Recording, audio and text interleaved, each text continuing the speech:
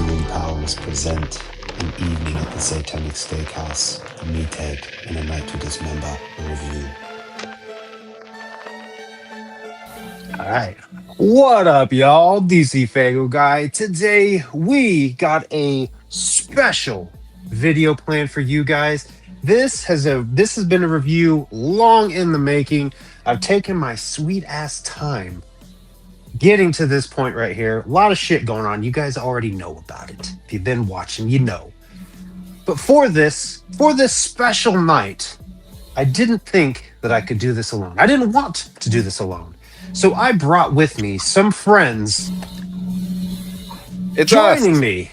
We got Robbie, we got Gage. You guys know my Shadowland Offerings co-hosts. But that is not all for our dinner guests. Deck Wendell has been on a hiatus. They've been kind of inactive at the moment.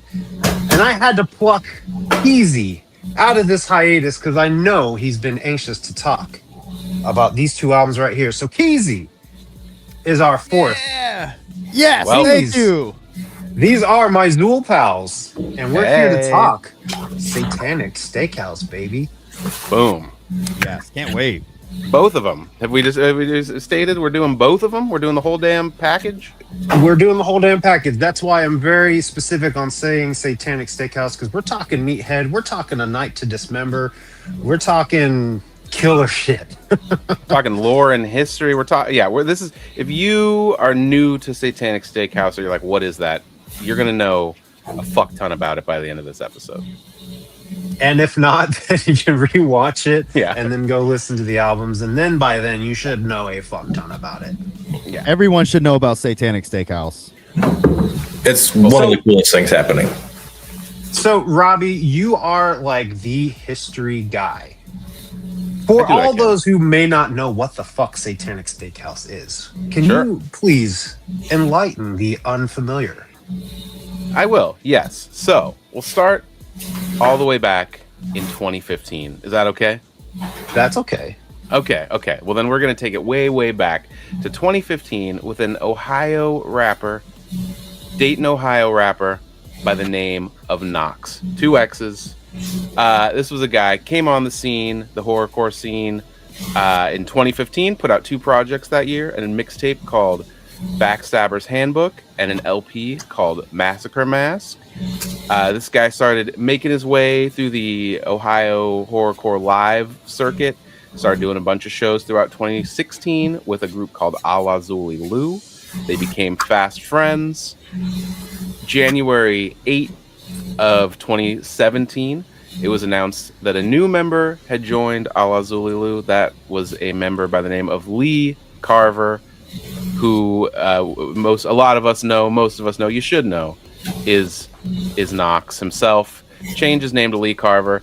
During the early days of 2017, they were still doing some shows that was, Xul and Nox. That dropped off pretty quickly, and he was just steadily a guy that was in Ala Zuli Lu until October 10th, 2025. Lee Carver himself made a longish post on Facebook that I will read to you right now. And it goes a little something like this. Here, in the immediate future, I'll be unveiling a new project.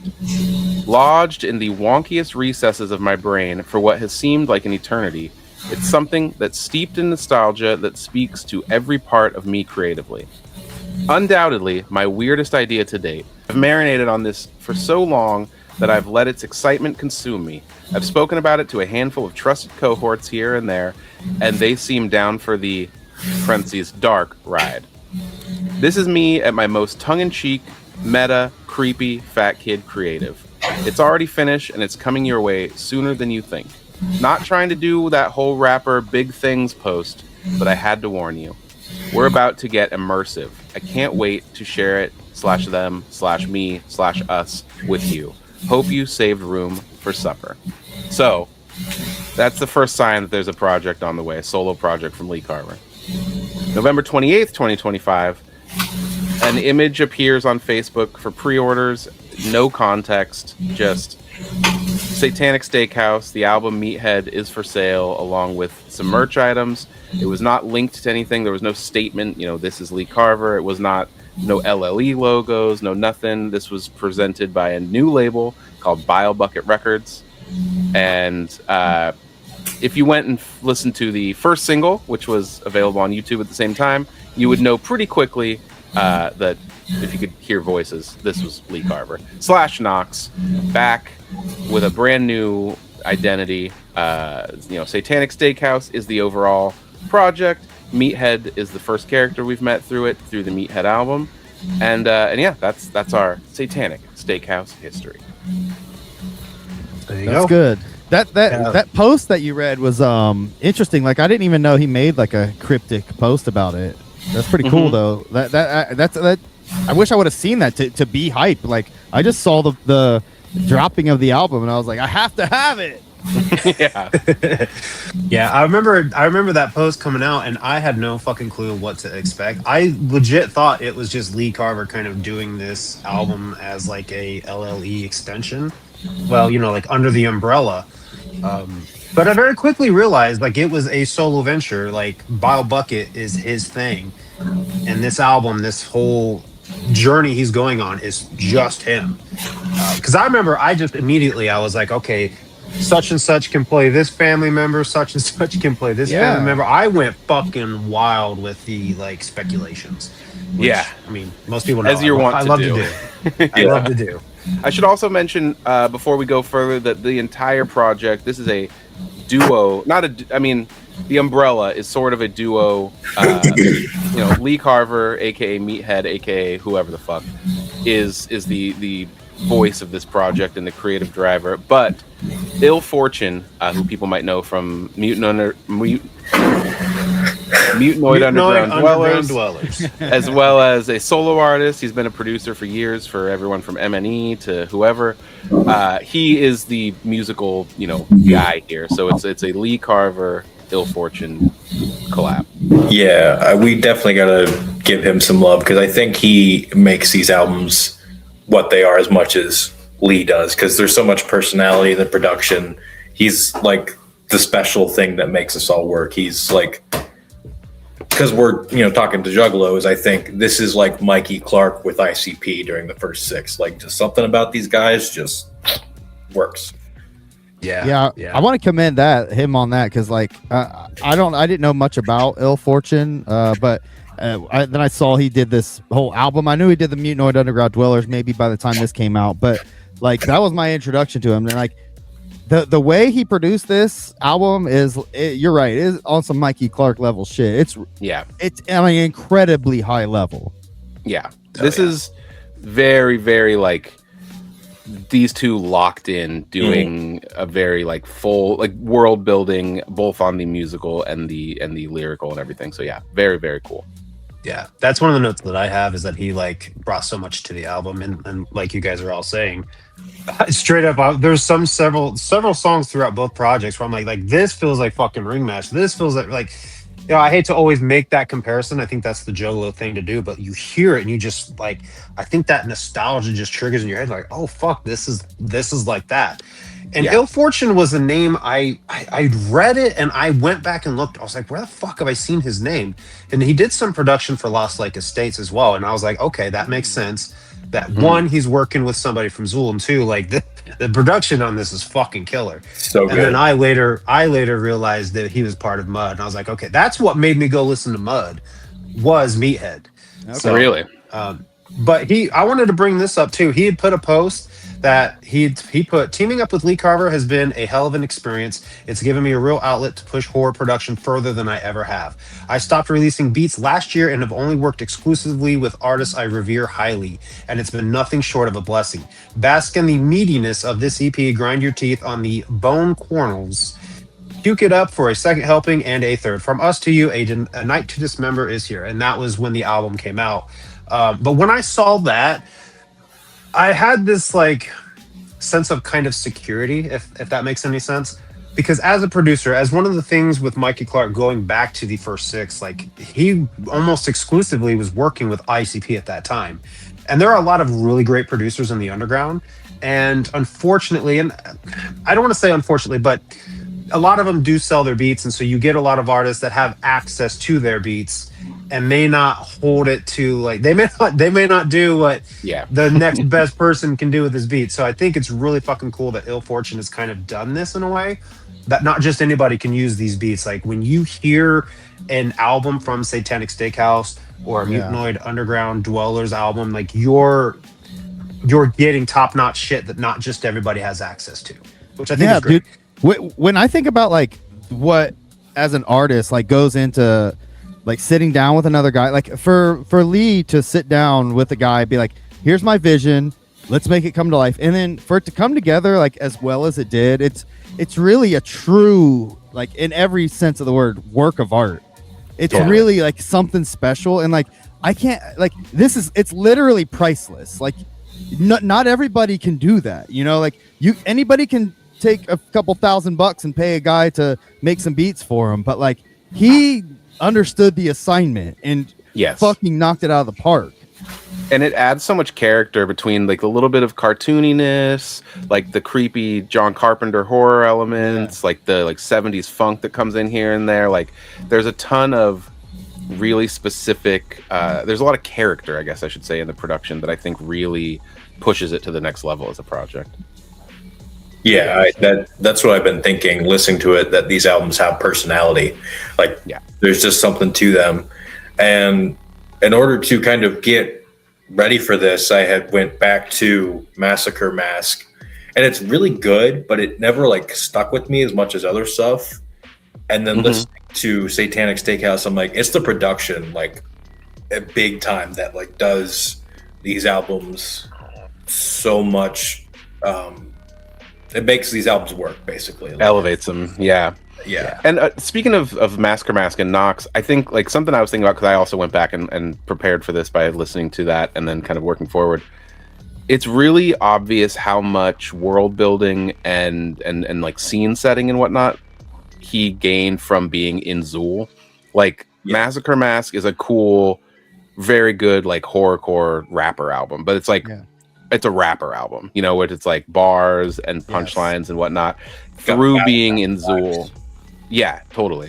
And through being in Xul, I think he learned how to like flesh out a world, and this is the, you know, next world he's building there, which I think is really exciting. Before we get into the record, I've got one more thing to read. I'm going to be reading like a motherfucker today, so hopefully school did me okay, and I know how to read aloud. In December, before the album was released, so once it was announced, but before it was released, he dropped the first of a few kind of lore posts that would come out, which I'll read now. This is labeled as Montgomery County, Ohio, April 2nd, 1986. Sheriff arrived at a grim scene Tuesday night in a local funeral home. One man was stabbed and remains in critical condition in a reported home invasion and robbery. Beverly Lech and her husband, Buford Lech of Lech Funeral Services, investigated what they described as a metallic scraping at their back door. Upon opening the door, Buford was stabbed in the abdomen by a large costume man who smelled like vomit, wielding an unplugged electric carving knife. He'd unstabbed Buford and started hollering at me for the formaldehyde. I was scared and shaking, claims Lech. She also disturbingly noted that before the man left, he licked the weapon of all the blood and then tried to tickle her before leaving abruptly after. Authorities are asking anyone with details to step forward or call the crime bumpers at 555-1219. And then we got Meathead the album, December 19th, 2025. That's funny. Yeah. Man, I forgot about that fucking short story. I remember there was another one he posted after the album came out. I forgot about the one before. Yeah, I've heard about that too. That really lends itself to, like, this album is like scary. Like the character in my head is scary, but it's also like a little unhinged and goofy. And that last little bit peppered on top, this like, okay, yeah, there's a little bit of slapstick in there. Totally. Which is absolutely an element that I feel like a lot of horrorcore artists I feel miss. And it just brings it to a whole nother level of like the kind of shit that Xul does, Long Live Evil does, and obviously that Lee does. So it's an element that I feel like is an important ingredient, I think, into making really, really great music. have fun, but also fucking kill. Don't take yourself too serious, kind of. Yeah, I was about to say that. I mean, even outside of music, I feel like the best horror movies and horror content in general does include a healthy dose of comedy. Like, I feel like those kind of go hand in hand. And if you have no comedy whatsoever in your horror, it usually, to me, is not quite as strong, because you need the ups and downs to have the emotional experience. And I think that's kind of something that these guys are really good at, and something that like dates back in this scene to an ICP. They obviously brought the comedy, and I think that's a thing that I think a lot of horrorcore acts forget to especially with this album being like a throwback to like 80s VHS rental type of day and age. Like he really did a really great job of like bringing that kind of era into the music too, like, or into the lyrics, I should say. Like, the music is like 2026 dopest horrorcore you could make, but you know what I'm saying? like the throwback lines and lyrics, like imagery, like the videos, like they're just all like he's got the whole fucking package. Yeah, it does feel like a slasher film, like translated to music really, really well. And when I'm listening to it, I'm thinking of other horror movies as opposed to like other music. Like in my head, I compare him to like other characters, like Art the Clown comes up in my like brain, which that movie itself was like an homage to those old slashers and kind of had that vibe. So yeah, it's all very meta. Yeah, I was never a horror movie fan ever. The one horror villain that I always liked was Freddy Krueger, and it's because of the humor that he had. Totally. Yeah. So yeah, it was very easy to like latch onto this, and I don't even think of it as like a horror movie. For whatever reason, I'm able to enjoy this way more than I ever enjoyed any horror movie, and I think a lot of it is with horror movies. There's like an element of predictability for me with some of it. These albums so unpredictable. Like, I think I know what's going to happen, or I think I know where this is going, and then it doesn't. Well, plus it's like you're reading a book, like you have to make it all up in your head, like as you're hearing it or reading it. So it's way more like vivid. Whatever you're making up here is more vivid than whatever video he was going to make for it. Totally right. So in the album packaging, the physical packaging, there are little blurbs to go along with each track. I never read those. Oh, well, you picked a good day to show up to this. You guys were talking about that earlier. I was like, great. I need to get hip to these. Yeah. So I think I knew about him because of Ecocide Fiend. He did an unboxing and I saw it. I was like, oh, fuck. Because I hadn't ordered it yet. I missed the pre-order window, so I had to wait till he restocked them to get mine. But yeah, that shit's cool. So I'm going to read each one as we go, and then that'll kind of introduce each track. So we'll start with, obviously the Meathead album, which came out December 19th, 2025. And we got, Meathead here, some Mooter stuff on the side. Which, love the packaging. Absolutely great. packaging. Excellent. Looks like a VHS tape that's So kind dope. of unfolded. Yeah, really cool. So one thing I want to draw attention to really quick before I get into the blurbs is this part here. It's going to go away because of my background thing. It says executive producer Chop Raines, which, as far as I know, is not a person that exists. So I think, is this another? It's just him. I assume this is another alter ego for Lee Carver himself. I don't know if that is going to come up in future Satanic Steakhouse products. By the way, he what is it with him? And like, he loves, like, even when he features on Funtime Guys albums, he's always got like a weird alter ego. Like, he just can't stick with one thing. He's a man of many names. Yeah, this guy. So let's get into the first blurb here.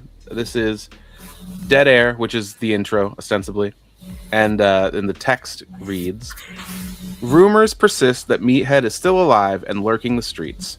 With a crop of new bodies piling up and a citywide curfew looming, residents grow restless. Keezy, why don't you talk to me about Dead Air, our intro here? Well, I mean, if you haven't listened to the album, it might be a little confusing because it like just kind of throws you into the world of Meathead. But I love it. It's like if you were watching the movie Meathead, that's how it would start. It's the exact perfect way to start an album. And I wanted to comment like I'm going to be doing this a lot during this episode, but I have to give props to Ill Fortune on the music production on. Even the intro, like the little like weird like noise that like behind him, he's like, you're tuned in to like the music is on point. The acting, by the way, it's top notch. Like excellent. It's really good. It's really tight and quick. Like they don't spend 4 minutes on a fucking intro.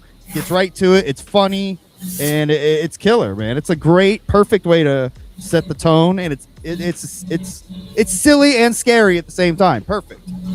And to summarize what it is, so this album starts, it's a radio host taking calls. The first caller is saying, Meathead's coming back, he's going to kill us all, or something to that effect. The guy hangs up on him, thinks it's a prank call, goes to talk to his producer, who's been murdered, and then he himself gets got by Meathead himself, presumably. Yeah. By the way, have you ever had an Orange Julius? It's good. It is. I've never even heard of an Orange Julius until I heard that. I was like, what the fuck is an Orange Julius? It's like a mall food place. It's a delicious treat. It's like a orange sherbet like milkshake without having milk in it is like the best way I can describe it. Yeah. Say less. Okay. I need to try one of those. The thing that I love about Dead Air is how misleading it is. Cause like this to me almost feels like you're learning of an urban legend that happened years ago.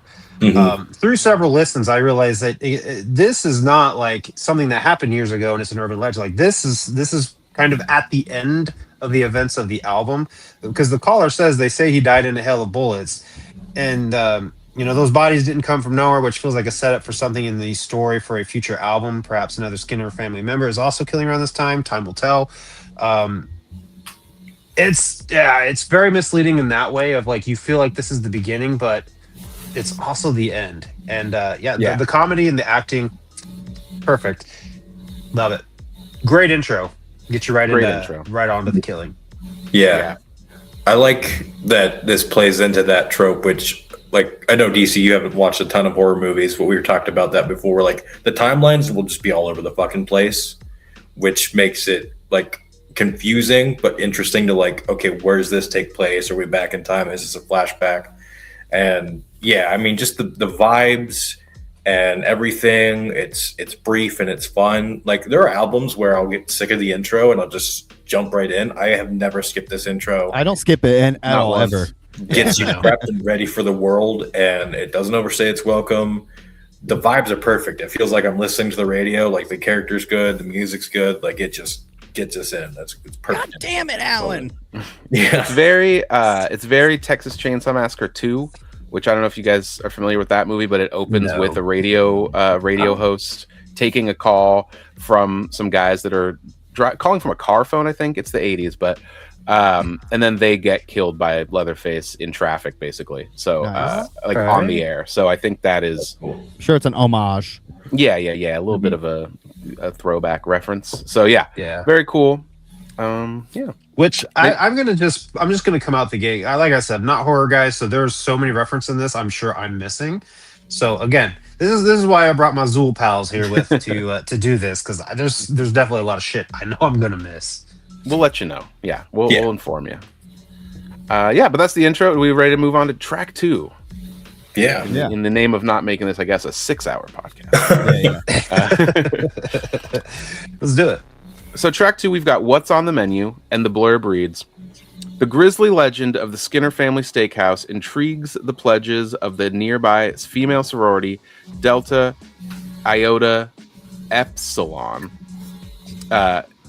Which I'm like, is that something backwards or die? It spells die. Oh yeah, I mean that does for sure. Great call. That's really funny. But I'm like, okay. Anyway, could a night of manicures and dares really end in death and carnage? So we've got a sorority is curious about the steakhouse is kind of what sets the scene here. DC, tell us all about your thoughts on what's on the menu. What's on the menu?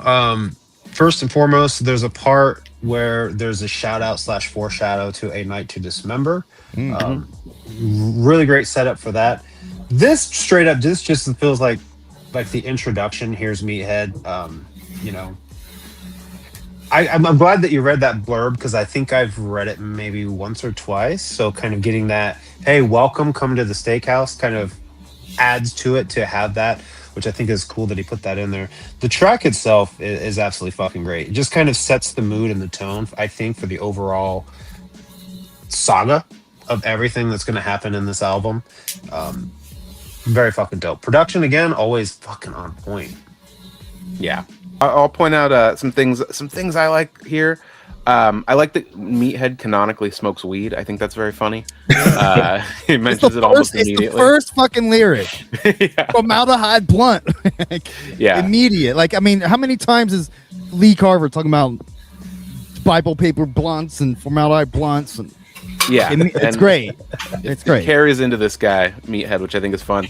I really like the line, it's the message in the static of the television set. I think a big part of the Satanic Steakhouse world so far is like VHS tapes, staticky TVs, old school TVs, and like we'll get there later, but the disc for A Night to Dismember is actually Meathead's face kind of coming through the pixelated static. So cool.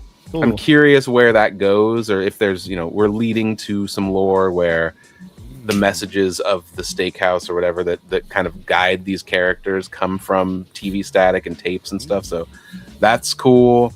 Let's see. I'm not an incel, but I got a neck beard like Ishmael's. That's just a fun line. That's good. Yeah. And then, ending the track on, but Meathead's just getting started, bitch, is a great, that's a great intro to the whole record. Yeah, and like literally just getting started because we just started the album. Exactly. I like the that it's the Ohio Meat Man, so this takes place in Ohio, which feels natural. I'm sure there are probably godforsaken cursed steakhouse somewhere here, whether it be haunted or just actually a bad restaurant. That's a separate chain, the godforsaken cursed steakhouse. Yeah. On like a food health safety level, there's got to be one there. Yeah. I mean, I worked in some pretty nasty kitchens, so like I can do that. But I mean, this one is just. I like the chorus or like the like little voice that like takes place in between, just like like here's your food and stuff. Yeah. Oh yeah. Like server voice, and I'm just like imagining people tied to chairs with just like some ghoulish like waiter just taunting them and fucking the whole time. My theory is that's Mr. Meat Hook. Oh, who's because he does say Mr. Meat Hook slashes whoever's heart beats in that song. And then that's true. It's another guy saying, "Wait, boys and girls, welcome to." It sounds like Mr. Meat Hook to me. I didn't even put that together. And we'll get to that too with the Night to Dismember. Like, there's so much like back and forth. Yeah. Like, what's the chances that he obviously, if not wrote all of it, wrote most of it at the same time, right? He made the conscious decision to not put songs here and there. That's what it seems like to me. I'm totally unsure. I don't know if it was like finish this and then like, okay, how can I build this out, or at least the concepts and outline. Like, I'd be really curious what the layout of the writing on the back of the album. It says "The House Demands a Host." That's true. The first song on the next album too. So you're right. A lot of throwback and self-references. Well, and I mean, going all the way back to what you said, where he said he was marinating on this idea for some time. Like, I'm sure he had so much shit that he just had written down. He's probably got all the lore figured out. Oh, 100%. Because the nugget of knowledge that I got from him, because he's been commenting on videos and basically told me to ask him if I want nuggets. And so the biggest thing that he had said about, like, there's going to be a main album and then there's going to be a beef EP, as he called it, which is going to flesh out the first album. Like, the main album is going to come out and it's going to be the family member. And then there's going to be an album that follows it that's going to kind of build onto it. So the biggest and easiest comparison is think Joker Card Sideshow EP, but unlike the Sideshow EPs, these EPs are going to directly build onto it. in a way that it's going to be so heavily referenced. So I mean, I have to think and I have to imagine he's got a lot of the stuff written for these beef EPs before the main album's going to come out. That's an assumption on my part because that meat hook. So that's a connection I never made, and my mind's still trying to wrap around it because, like, I try not to overthink about that song. We'll get to it when we get to it. But damn, that's a crazy connection, Keezy. Yeah. You guys got more on this one? No, that song rules. It's a great intro song. Yeah, it's great. It's just a fun way to get into the album. It's got the comedy, it's got the violence. It's hard. It's like it'll be a great concert song. I think there's a really good familiarity to it too, because like Gage was saying with those voices in between, hi there folks, it kind of, it makes you like, it's that like comfort of like, oh, this is definitely Lee, this is the kind of shit he does all over Xul projects. This feels great, you know. It feels like a natural listen if you're a Xul fan. Yeah, definitely. 100%. Yeah, it's goofy and it's fun, and I think it's just the violence in it is like, sometimes with this genre it can get kind of like boring and like samey, but like all the violent lyrics are so deliberate and punchy and like totally that it feels good to listen to. It doesn't feel like just generic slasher music. Like it's fun. It's schlocky horror, but like elevated and like all over the whole project. So it's just really fun. I think a trope or a hole that a lot of horrorcore rappers fall into is not being particularly good at rapping, which Lee has never had a problem with. You know, he's an excellent, you know, just technical rapper, and also there's a way to paint a picture and describe something that is more interesting than just listing terrible things, or like, you know, like baby blender music, as me and Gage often refer to it as, which is like you can be a little bit more descriptive and use kind of more unique or interesting words if you have the vocabulary for that, and Lee definitely does, which I think makes this work all the better. I think go ahead. I was just gonna say that on that, the food references, I mean, we could, it would be impossible to list them all. Like the way he uses like food items and tools and kitchen appliances throughout both of these albums, like it's really like top tier shit. Like he's really like it's well crafted. It's high end horrorcore.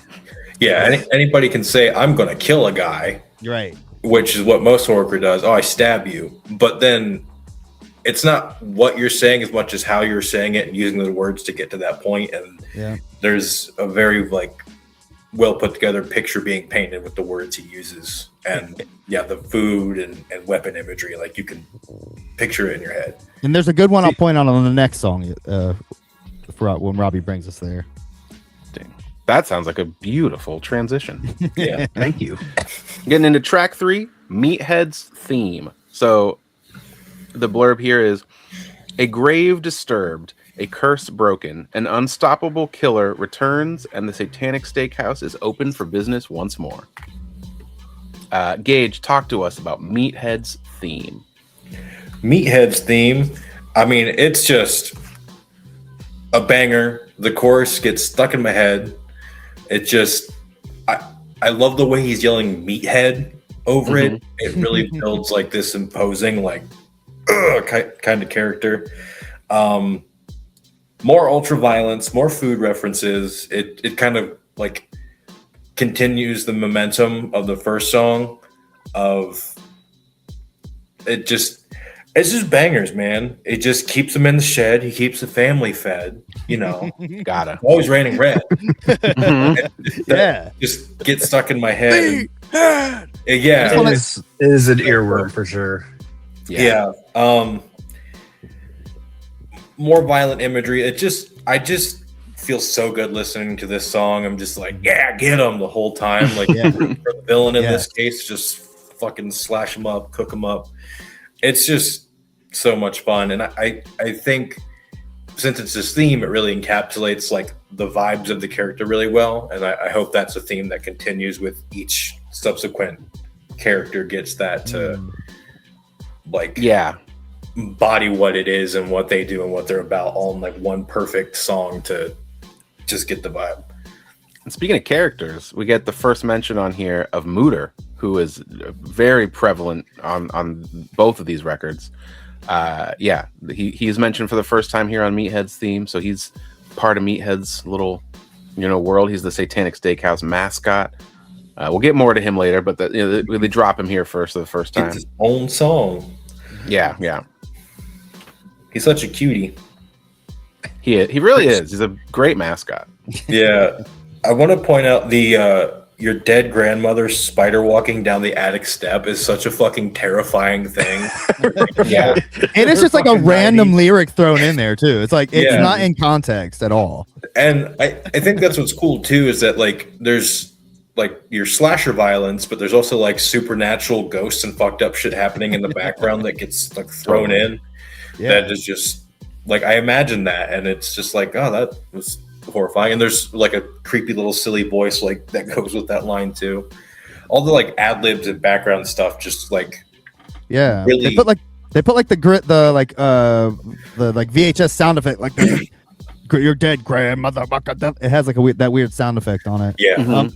I was gonna comment on the line where he says cookie cutter cutting off each and every digit or whatever. Like, oh yeah. Just imagine a cookie cutter like cutting off fingers. Like that is dope, bro. Yeah. That line is dope as fuck.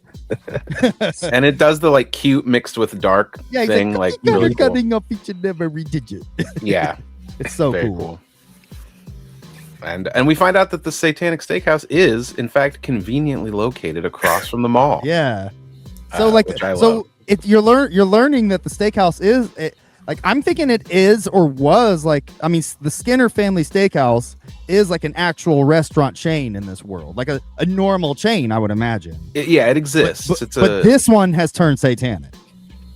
Yeah, or it's just maybe it always was, and it just it's the dark, creepy place that people are like, we know about that, but we don't go to it. I don't know. Yeah. Mm-hmm. He does say it's a dilapidated building at some point, but so it makes you wonder why people go there. But in every song, there's people there. Like people go to it. People are hanging out at the fucking Skinner 50 Steakhouse. There's ads for it and shit. Yeah. That's the biggest like confusion for me is like who the fuck is going to this like haunted steakhouse and getting themselves killed? Like you're kind of asking for it at this point. I mean, they might not know.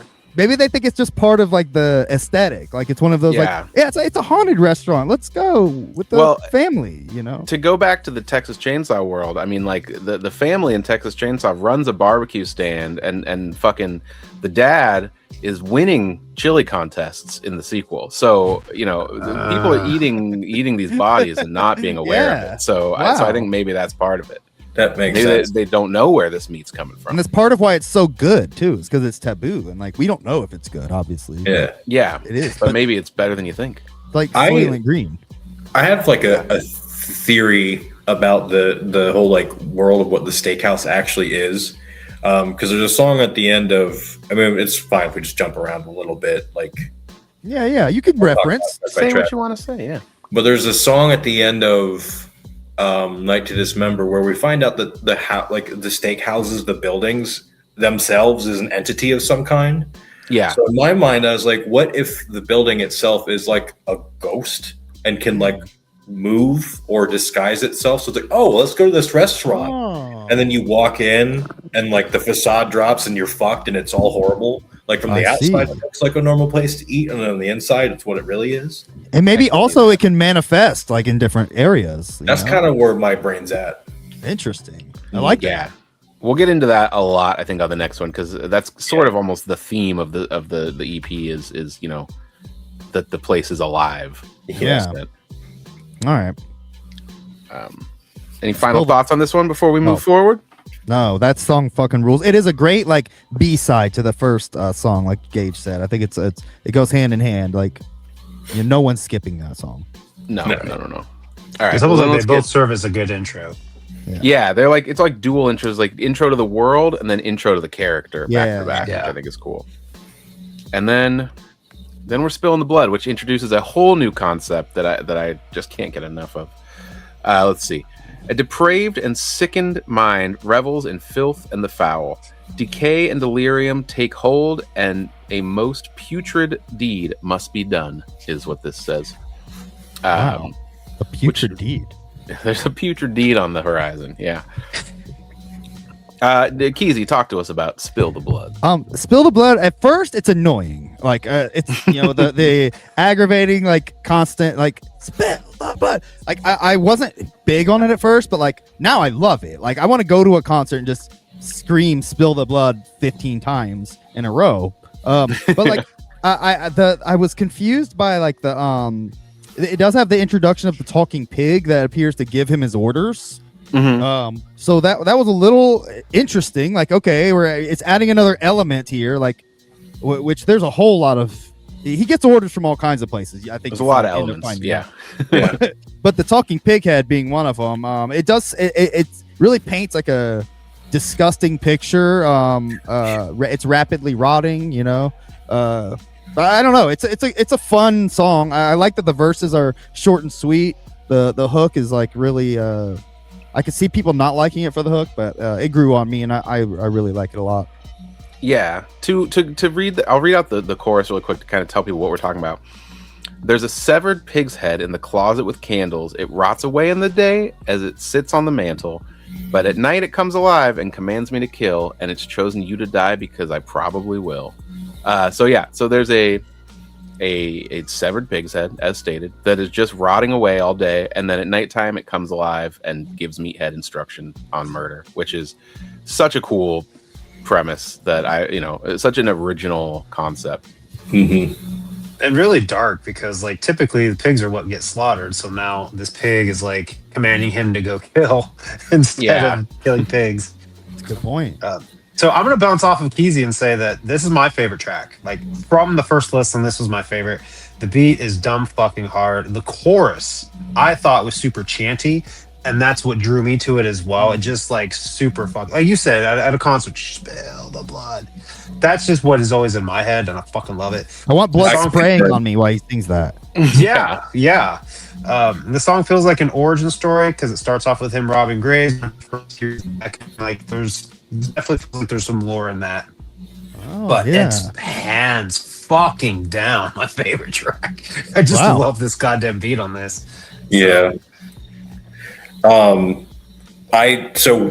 talk about it like in between the albums, but I did see him live, and we definitely were screaming "Spill the Blood" the whole time. It was so much fun. This one kills live.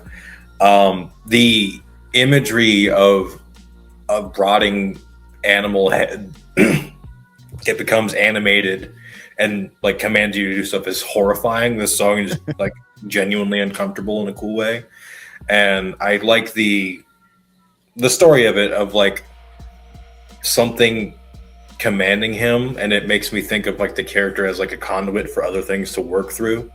Totally.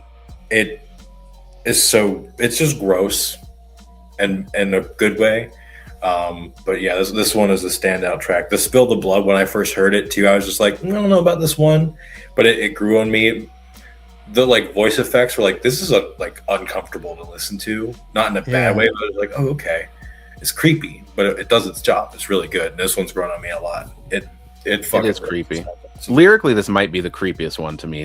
All the severed pig's head stuff is genuinely unsettling. Yeah. I do gotta say, like at the end, he has a line about how he says we've run out of room. The condominium is now turned into a tomb. I know the heroes and the pigs will arrive. We stole a minivan and head up 7-5. But then it sounds like he's pouring gasoline and burning himself. So, what do you think of that? What do you think's happening in that whole? Is it just like a silly tale of like one day the pig made me do this too, or is this like deeper? Or has anyone thought? Am I thinking too deep? No. I think, because I was thinking about this earlier. So I think, hold on, this is in verse 2. Yeah. Verse 3, at the end of verse 3. So at the end of the song, the last rap.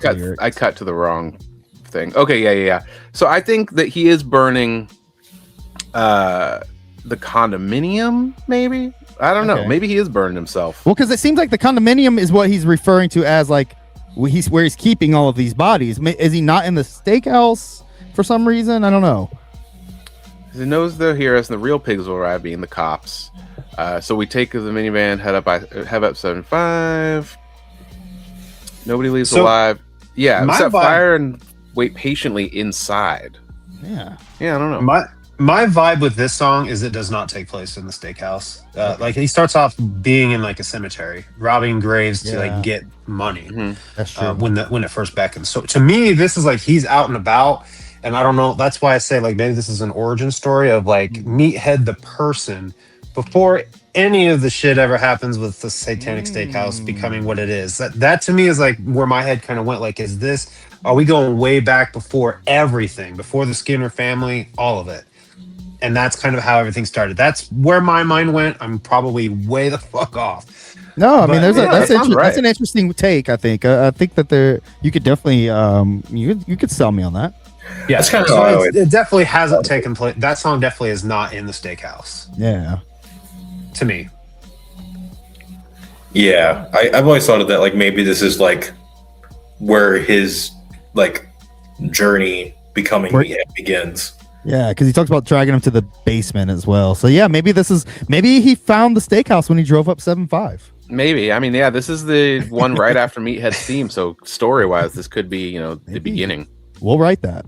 You're welcome, Lee. You can take that. All right. Any other thoughts on this before we move forward? Oh, nope. Good song. All right. Great song. This is one of my favorites for sure. Next, we've got the first single and music video, VHS. Stands for Violent Human Sacrifice. Dude, I listened to the song like 40 times before I realized it. So I'm like, that's what he's doing. Yeah. I'm stupid. Yeah, that's not the first time I've heard that. Not that you're stupid, but that but the people had a hard time figuring that out. Let's see. Here's the blurb. We got the cursed videotapes recovered from the Skinner family steakhouse are rumored to display the most vile crimes in modern history. What happens when you press play? And DC, kick us off on this one. Well, first foremost, this starts off with another foreshadow to A Night to Dismember. At the very beginning, and you get the whole little enjoy the show. You listen, you've got this like really faint like Satanic Steakhouse, A Night to Dismember. So it's kind of like that is the VHS, and that's kind of another piece that helped me like feel like I'm jumping ahead. But that was a very critical piece, I feel like, for the timeline of these albums. Absolutely great. I'm gonna tell you honestly, when the video first came out, the single first came out, I did not listen to it because I wanted to wait for the full album. But I absolutely fucking love it. I love the video. I stole part of the fucking video for this edit. You guys probably already saw it. You guys here with me aren't knowing that yet. Absolutely fucking great. I really fucking love this shit a lot. The thing with like the artwork for this album and this song, everything about it is like Juggalo Collectibles has this guy that's been making these VHS tapes, and I kind of want to have him reach out to this guy and make this fucking album into a VHS tape because it just feels like a very cool piece to have, whether you use a VCR to listen to it or not. It just seems really cool. And I love it. It definitely feels like, to me, this is kind of like the sorority made it their way to the steakhouse, but it's also kind of like breaking a little bit of a fourth wall of like the listener. You should have never came here. You sealed your fate. Yeah. Very fourth wall-y there, I feel like, but another fucking great track. Yeah, I love this one. I'm a sucker for all this VHS and TV static and all that stuff. Like, I just love that aesthetically as a big horror fan. I think that like that's a cool era to draw from, and cool just like analog older technology to draw from. Even if they just made like cassettes of this that kind of looked like the setup, like put this on the front and then this is the spine, like love it. Fantastic. That would be really cool. We get more lore here about Meathead. He sleeps in a body bag, which I think is just a great image. Yeah. Wakes up in the morning and unzips. Yeah. So I like imagining him writing this. Like that's literally the first lyric of the song. Like, my name is Meathead and I sleep in a body bag. It's just such a great, funny way to start a song. Yeah. Wait a fucking minute, guys. You're blowing my mind because I don't know why I always glossed over that lyric, but like, we know how the album ends. Like, this is another one of those tracks that kind of in the timeline fits all over the place. I mean, Yeah. I think Wow. the what am I trying to say? It's a non-linear narrative, I would say, for sure. For sure.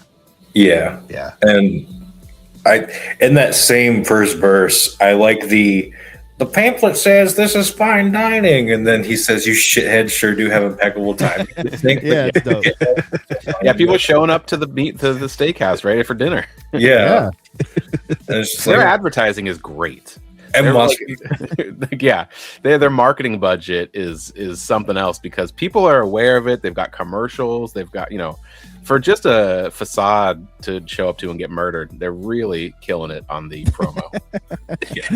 No pun intended, right? Yeah. literally. Everything about the song rules. It's like it's just another one of those songs. It's like the next one. What's interesting is like, and I think about this. As somebody that dabbles in writing, like it's so hard to like just write a song that's. I mean, each song is essentially like it's not like about anything in particular, but Right. all of the songs are about the thing, and like, but he does such a good job of it that all of them just blend together in a good way. Like they all are distinct songs, but each song also like, even though they're all about the same thing, essentially, they all are distinctive and fun to listen to in their own ways because he makes different references about food and murdering people in different ways on this one. Yeah. Like and each one's just as memorable as the last. So like, I can't get enough of these type of songs. Like this song being the single, like I think it set a great tone. Like I was excited to listen to it after I heard this. I was like, whoa, this fucking rules.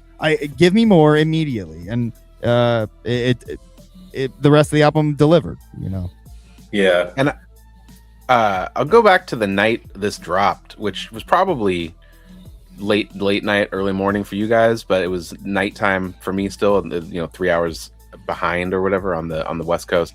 But I saw Shane, who great guy, has sold merch for LLE on tour. He posted the graphic of like this, Satanic Steakhouse, blah, blah, blah, is up for sale. And I was like, I don't know what this is, but I know this guy is heavily involved, with LLE stuff. So it's got to be something. And then found the website and it was like, looked at the merch and was like, this is really cool stuff. I don't know what it is. And then went to there's a YouTube, account with a music video. Let's watch this. That's when I was like, okay, I know what this, like, see what's happening. Really cool. Yeah, it was really cool to kind of organically take that journey and be like, what is this new thing? Oh, it's this. Oh, it's this, as opposed to like having it spelled out. I kind of had to like, even though it took a total of maybe 20 minutes, I had to get there myself, which I thought was really fun. Well, you so rarely get those kind of moments, like, Totally. that you'll be excited for, but like it surprised you. It's like when Eminem dropped Kamikaze, you're like, holy shit, what the fuck, like it just blows your mind. Totally. And there was no like, lead in post like tomorrow, look for something, or next week, it was just fully out of nowhere, which I thought was like brilliant. Yeah, I like that a lot. The way the album makes me feel, and I remember this now, because we have our group chats, you're like, oh, hey, The Thing. I was like, oh my God, I didn't know this was happening. It feels like how I felt when I was first discovering this music and like when I first became a Juggalo. And yeah, I'm a huge Loki fan. So finding The House and The House 2 was just like, whoa, there's something special about this. It feels weird and dark. And that these albums remind me a lot of those, of just like the storytelling, the world building, the violence with the ghostly imagery, and just like totally, it feels nostalgic while being new and fresh, and it's really fucking cool. Man, I love it. It's not your same run of the mill horrorcore, and I think that's the big difference between horrorcore and wicked shit. I think wicked shit is more supernatural than horrorcore, which is just go stab and kill a bitch. So, I mean, we're definitely in the realm of the wicked shit with these projects for sure. And like The House and House 2, like, that's more in the vein of wicked shit, in my opinion. That's how I've always distinguished the two. I want to comment my favorite line before we move on from this song. He does introduce the lyric "people equal food," which seems to be like a little catchphrase. And then but he says, "I'm the barbecue Baphomet." Yeah. That line rules, dude. Like that's an apron. That's an apron for Dad. Yeah. That's awesome. I need that. Same. Rubbish compliment. And I like the weird, like the food imagery. Just one final thing of the hacks and slashes, slice and dices feels like an infomercial. Yeah, 100%. Oh, yeah. Mhm. That's a good point. The cadences there are great too. Just like the a lot of great, cadence work from Lee always. Oh yeah. All right. Let's move on to Mooter's Kids Club. This is a favorite of mine. Here is the blurb from that. Let me scratch my arm right quick. So Mooter's Kids Club, yeah. When a group of unruly teens break in and vandalize the steakhouse, Mooter and Meathead team up for a surprise birthday bash. It's all confetti and corpses until Mooter blows out the candles. So, yeah. Gage, do you want to talk to us about Mooter's Kids Club? Yeah. This one is really fun. First off, I want to compliment the production. The almost like cow sounding noises on the really sell that like spinny thing. Yeah. It's fun and jovial and violent, and just the way that this character is described with like he'll bash you and like the blood sound effects, just like you really get like the vibes of this character who is, there's like cartoons designs of him where he kind of reminds you of like the Big Boy burger guy. Yeah. That, like, classic food mascot character. Mixed with like Mooby. Is that the character from the Kevin Smith stuff? Yeah, Clerks. Yeah. Yeah. That's where my mind went, was Mooby. But it's he's like a circus runaway, basically. Oh, okay. Yeah, something like that. I gathered, but he's wearing he doesn't have a tongue, and he wears a hollowed out cow head. So it's like a man who can't talk, so he just grunts and sounds like a cow with a severed cow head. A lot of severed animal head imagery. Yeah, it's pretty satanic. Yeah, and it's just very fun and cute, and also very horrifying. Like, he's portrayed as like, oh, look at the silly cow, but in my head, what I'm picturing is terrifying. Yeah, show the card. Oh, I don't have that one. Throw it on screen, DC. Oh, yeah. I thought you had. I don't know why I thought you for some reason I thought you showed it to us in here, but it was on the chat. I have other cards that I'll talk about later, but there's a card called Flesh Taker and Magic the Gathering, which Lee is a big Magic nerd, for those who don't know, which is really cool for me because I'm a big Magic nerd. And it's just like a man like in a cornfield, just like out of the shadows with like butcher knives and aprons, and just like a cat. Yeah. It won't focus. You can kind of see it. We can throw it. We'll pop it up in the edit. Yeah. DC edit guys gotcha. Yeah. Thanks, DC. But yeah, it's this cartoon and the imagery, but it's a terrifying man in my brain. It definitely seems inspired by that kind of shit, for sure. Yeah. I love the idea that like we only have seen thus far, maybe ever, who knows, a super cartoony characterized version, but like you're saying, like that's disgusting. Like it's almost like a psychedelic like version of it where like, oh, this cute guy, and then like you take off the filter and you're like, oh, that's horrifying. Yeah. This big beastly guy with a severed rotting cow head on his as like a mask. You guys ever watched what is it? It's like a TV series. It's like horror anthologies. Each season is different. Is it just American Horror Story? Yeah. Season 3, is like the Coven. They're all about witches. There's like a scene where there's a dude with a severed bull head. He's like a ghost that like comes and attacks them. And like I remember that just popped into my head thinking about that. So like I've seen that in other horror stuff. And horrifying and gross. Totally. And yeah, I mean, so it says to go into verse 2, humanoid drenched in gore wearing a cow's head. They laughed and pointed, but they're now dead. Instead of showing him love, they cut out his tongue, the origin of evil. This is how it begun. So I don't know who they are. If this is like the townspeople or I don't know, just people in his local community that bullied him or something. But I mean, they cut out his tongue. So that's hard bullying. I don't know, what purpose this served in this story, for these people to do this, but it's pretty maybe they deserved what they got. Is what Yeah, you know. they fucked him up. It explains why Mooter is killing. You know. Yeah, he's got some revenge to get on the community. I was Also, interested this is- in. Sorry, Go ahead. y'all talk Keezy, you more. go. I was interested in the fact that there are kids yelling in this song, so which implies there's kids there, but they never ever. I don't think they ever actually imply that they murder children at all. No, I don't ever hear anything specifically stating that. No, but I just you thought know, it was interesting. maybe Mooter just has birthday parties for kids and kills their parents later. Yeah, that's. I literally think they're almost like good in that sense. Like they do say he made a comment in the last song, or he had a lyric in the last song about killing the wicked, the rest no rest or something, and maybe think like maybe they are just killing bad people. Could be. Do we want to pause for Gage to fix this so he's not? Yeah, sorry. You're good. Yeah, go ahead, Gage. I hope Got people that are watching find that funny. My sense. I was going to say this is easily, I think, my favorite beat on this album. I really like this one. This one's up there for sure. It's a fun song, and this was one of the ones that gave me so many old school vibes of ICP. Like this was one of the my Funhouse, like Toy Box. Yeah. Like, there's so many sampled sounds, and it's so fucking great. The other note that I have is this track makes me wonder of the significance of Mooter. I know we had talked a little bit about him being like maybe a freak show runaway. But he's just referenced all over the albums. He gets his own dedicated track. He looks extremely demonic. Is he perhaps the centerpiece or manifestation of the evil of the steakhouse? Hell's favorite mascot.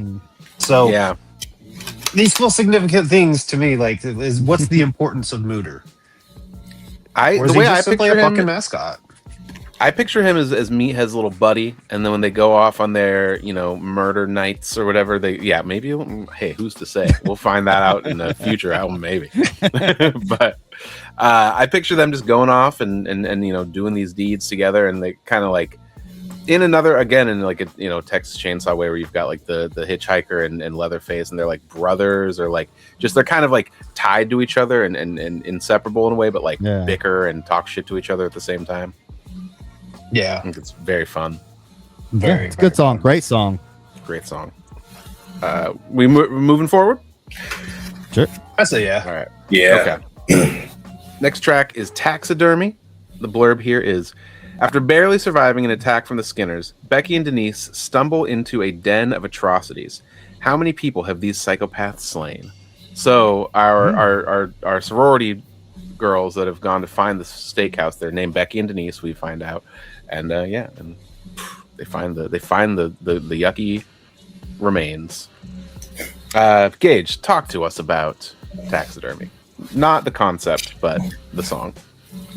Oh, well, this is probably my favorite song on the album. All right. Yeah. When I saw this live, I screamed when I heard the beat coming in. I love the beat. The hook is so good. Another weed reference where he's in the basement by the pilot light getting lifted.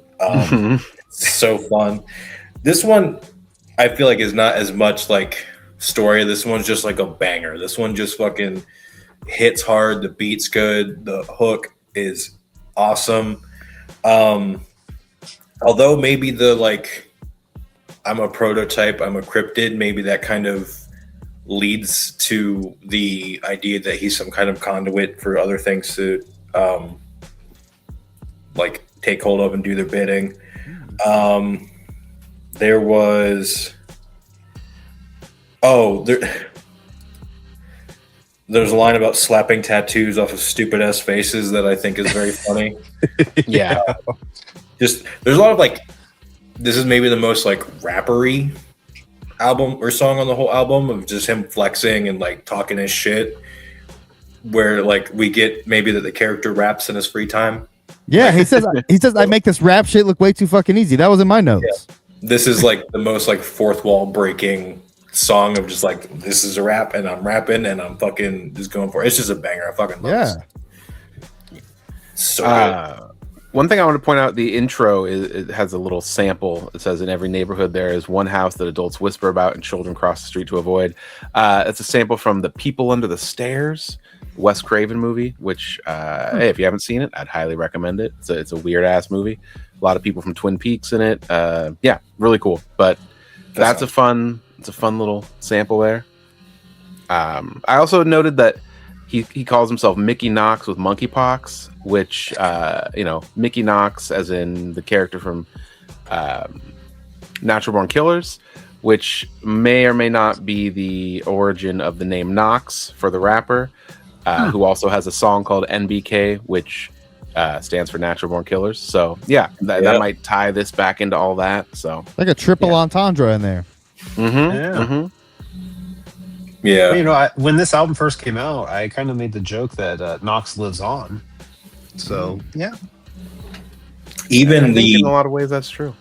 The image of the Meathead mask with like the fucked up jaw is a callback to Mask or Mask. Like, oh, hey, he's got him there. Yeah. Boom. Yeah. It looked very similar. Yeah, totally. So I think, I don't think maybe I don't know, but I've never assumed that in lore this is supposed to be like the next, thing of Knox, but it does feel like, this is Knox now. Yeah. Canonically, it's not as a rapper. Guy, but, yeah. Exactly. I don't think in canon it is, but in the real life it is, and I think a lot of those ideas continued. Let me ask you this: what do you think would have happened if there was no Knox, no Lee Carver? Then there's a brand new rapper on the scene, and they're called Meathead. They have an album called Satanic Steakhouse. Like, in that context, I mean, even with it being as dope as it is, like, what do you think?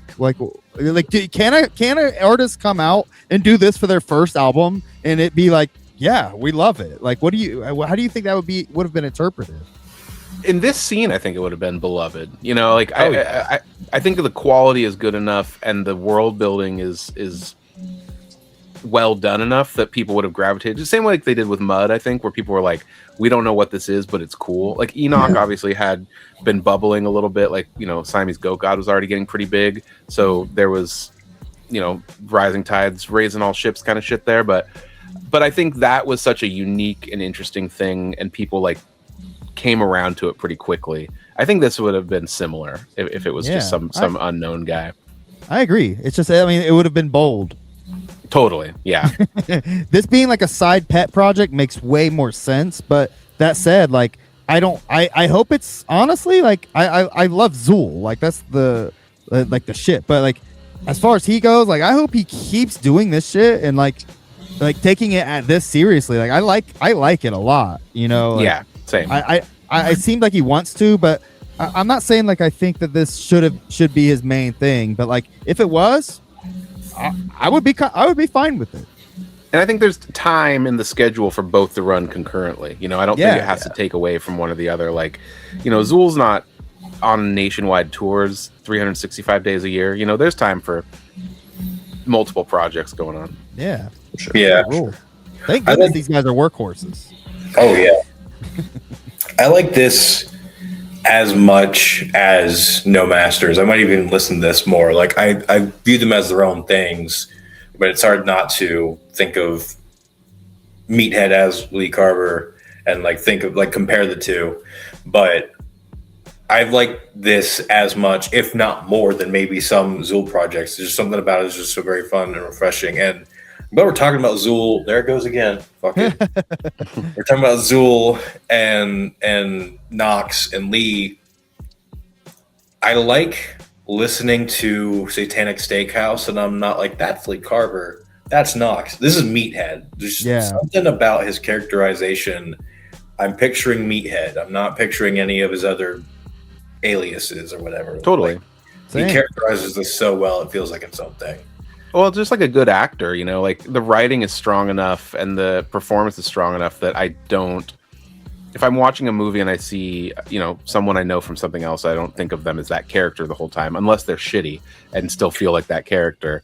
And I think Lee is talented enough that he can wear those different hats and I can, listen and go this is this project. I'm thinking of this guy contextually in my head, versus, the other thing, whatever. Yeah. So I started just this whole verse. I started with I slap tattoos off of stupid ass faces. It's the meat man. I know you hear me knocking. Leave you Stephen Hawking talking while pedestrians gawking. Just like the way that flows together and the imagery. And then he talks about doing a drive-by lobotomy with cupcake inside of me. Just like Yeah. Yeah. It's great. bars on bars. And it's just funny and violent. This song's all bars. It's great. So it's so good. Yeah. Easily my favorite track off the album. Hell yeah. Anything else on this one before we move forward? Nope. All right. Well, then we've got a skit.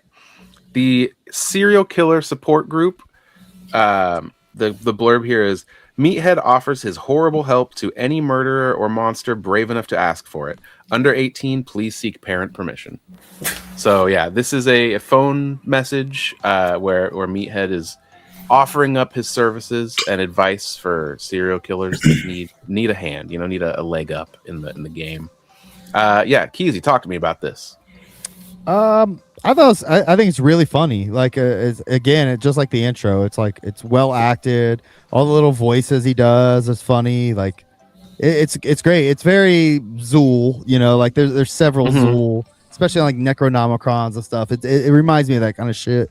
But it rules. I mean, I like that it's short and sweet. I'll say that because skits. I'll skip your skit. I don't care how funny it is. Oh, but yeah. if it's short and sweet, I'll listen to it every time, and I do listen to this one. Yeah. I mean, after a certain point, skit kind of runs its course, and you're either going to listen to it or you're not. I like it to the point where I can quote it word for word, like the dog appeals caps. Oh, you know what I mean? Like Yeah. We can all do that one every word. So one day I'll do that for serial killer support group. There are some skits that definitely serve as their own like standout track. But this feels like a nice little, just kind of a little break, an intermission, if you will. Yeah. And I like that. It feels appropriate, smack in the middle of a VHS themed fucking album, Totally. Yep. I think my favorite line in here is, she's in her senior year of college and I've been dragging my feet and I just can't kill her. Like the idea of like just this serial, I'm going to kill these college girls. But, I just haven't done it yet. And I'm like, it's procrastinating or something. Very funny. Like finding ways to like think of creative ways to like complain about killing. Like that had to be fun to just sit and write this, And where does this air? Like one of two things. Like, does Meathead make these VHS tapes and just stockpile them somewhere and he thinks they exist in the real world? Or is this like a late night TV that he paid for? Like, is this on at 3 a.m.? Yeah. That's a great point. I think that's my headcanon is that he is just like an aspiring director and filmographer. He just makes these tapes. It just adds to the VHS theme. Whether they go anywhere is, Yeah, just a stockpile of horrible footage. Yeah. And like him in a suit, suit jacket he always wears being like, hey, listen to my service. I'll help you out. Good shit. Yeah, it's a good skit. Like, I mean, you guys said it all. Like, if it's a bad overlong skit, it gets skipped. But I don't ever skip this one. Like, it's funny. It's a nice It's a nice. Fuck this basement. It's like a nice little palate cleanser to get like we got that banger. It was fast and quick with taxidermy. We're just gonna laugh a little bit before we get on to the next track. Yeah, totally. And it fleshes out the world. Like between this and the Mutanoid Underground Dwellers album, like and Lee is good at this on his own, and I think Ill Fortune's also good at this on his own. So them coming together is really cool. Like they don't waste skits. They use them really nicely to help flesh out the world. And I think on the Mud album, like all the skits are very like placed perfectly to tell the story of the album. And I think the Satanic Steakhouse stuff is doing the same thing, which I think is really cool. Yeah. For sure. Definitely. Anything else? Nope. Not much to say about a skit. It's great. Yeah, there's not a ton. Okay, let's move on. Then we got Get Back Here, You Bitch. This one is, there's the blurb is, Meathead is subdued for now. Can Denise and what's left of her friends find a way to escape the endless maze of catacombs below? So the fact that that says Denise and what's left of her friends makes me think Becky from a few tracks ago is no longer with us. No. R.I.P. I literally saw it. Maybe there's literally pieces of her missing at this point. She's gotten away with less body parts. Maybe she's running without a foot or something. He was chopping her up in taxidermy. Yeah. There we I go. think it makes sense. Yeah. DC, kick us off on this chat about this one. What do you got? Get back here, you bitch. I absolutely fucking love the double entendre here. A song about love and romance, but also about a girl getting away from her cage. Love it. And I love we were talking a lot about like kind of the silliness that is in a lot of this album. The end where he's like, I hope that you're not talking to other guys. And by other guys, I mean like federal agents and stuff. Yeah. So He's like, dummy. Really good. Like the tone of the song feels so much like it's about a song about breakup, a song about just like not getting along with your girl, and it's like there's such this other deep layer to it. It's just fucking great. And this was a contender for my favorite track for a while because it's got that beat and it's got that piano in it. I love that shit. I love those kind of tones. I can be sad boyish at times, and it's very much got that tone, but also it's very like revengeful. It's very silly. It's fucking great. Yeah, agreed. I think one of the things I love about this one is the structure of the verses, like the couplets, where it's like, when it comes to blank, I blank. Like that is the structure of each, couplet in each verse, and I think that's like a really cool, consistent thing because they have a wide range from like really silly to really dark to all over the map, and I think it gives it a good it holds the song together in a cool way. I was looking up something. Well, first of all, this song is to me like this is where the album starts. It starts getting good now.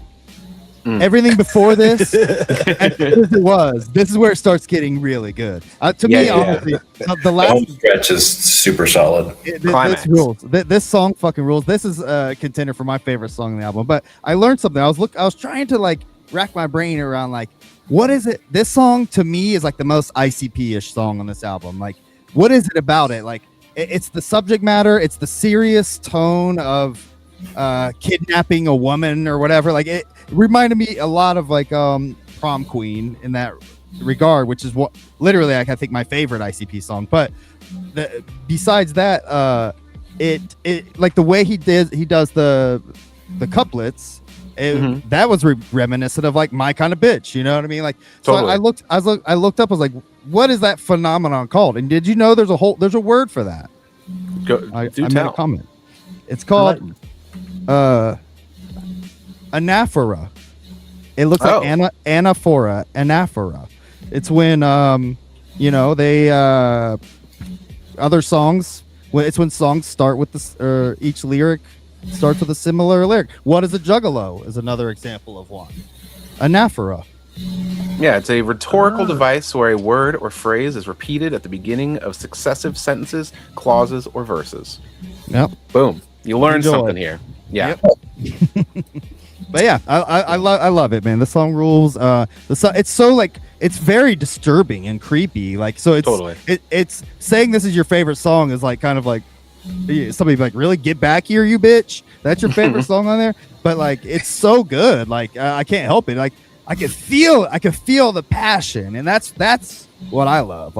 Under the Moon, Prom Queen, this kind of shit. I can feel get back. The way they mixed it. Get back here, you bitch. The way it says that, it's so fucking very dope. Angry. Yeah. I just want to scream it in the car while my daughter's in the car. I'm sorry. Scream it as somebody's leaving the vehicle. Get back here, you bitch. I'm like, get back here, bitch. Not you, sweetie. I'm just getting into just singing. Yeah. And to go to the thing we were talking about earlier where there's shitty horrorcore and elevated high quality stuff, a lot of the lyrical content and stuff going on here could easily be dumb and horrible, but there's a little bit of sadness in the character throughout this. He really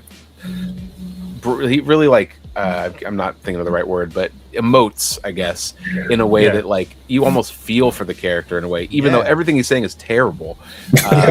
it's nothing good at all. But like I'm like, this guy's having a hard time with love. Which is like insane to even have that thought. Yeah, the song almost humanizes him. Yeah. I agree with that. That's what I was gonna say. It's just like he's like monologues of like every time I fall in love, get back here, you bitch, and like all this always happens. Like I always get stabbed in the back, but it's literal, and it's just like this poor little guy. He just wants some love, and then she's coming off as really shallow right now. Yeah, yeah. It's so like straight faced. Just like played so seriously and like so well that it just works. It's very funny and like kind of like empathy. Like it breeds empathy a little bit for the character, even though he's a monster. Yeah.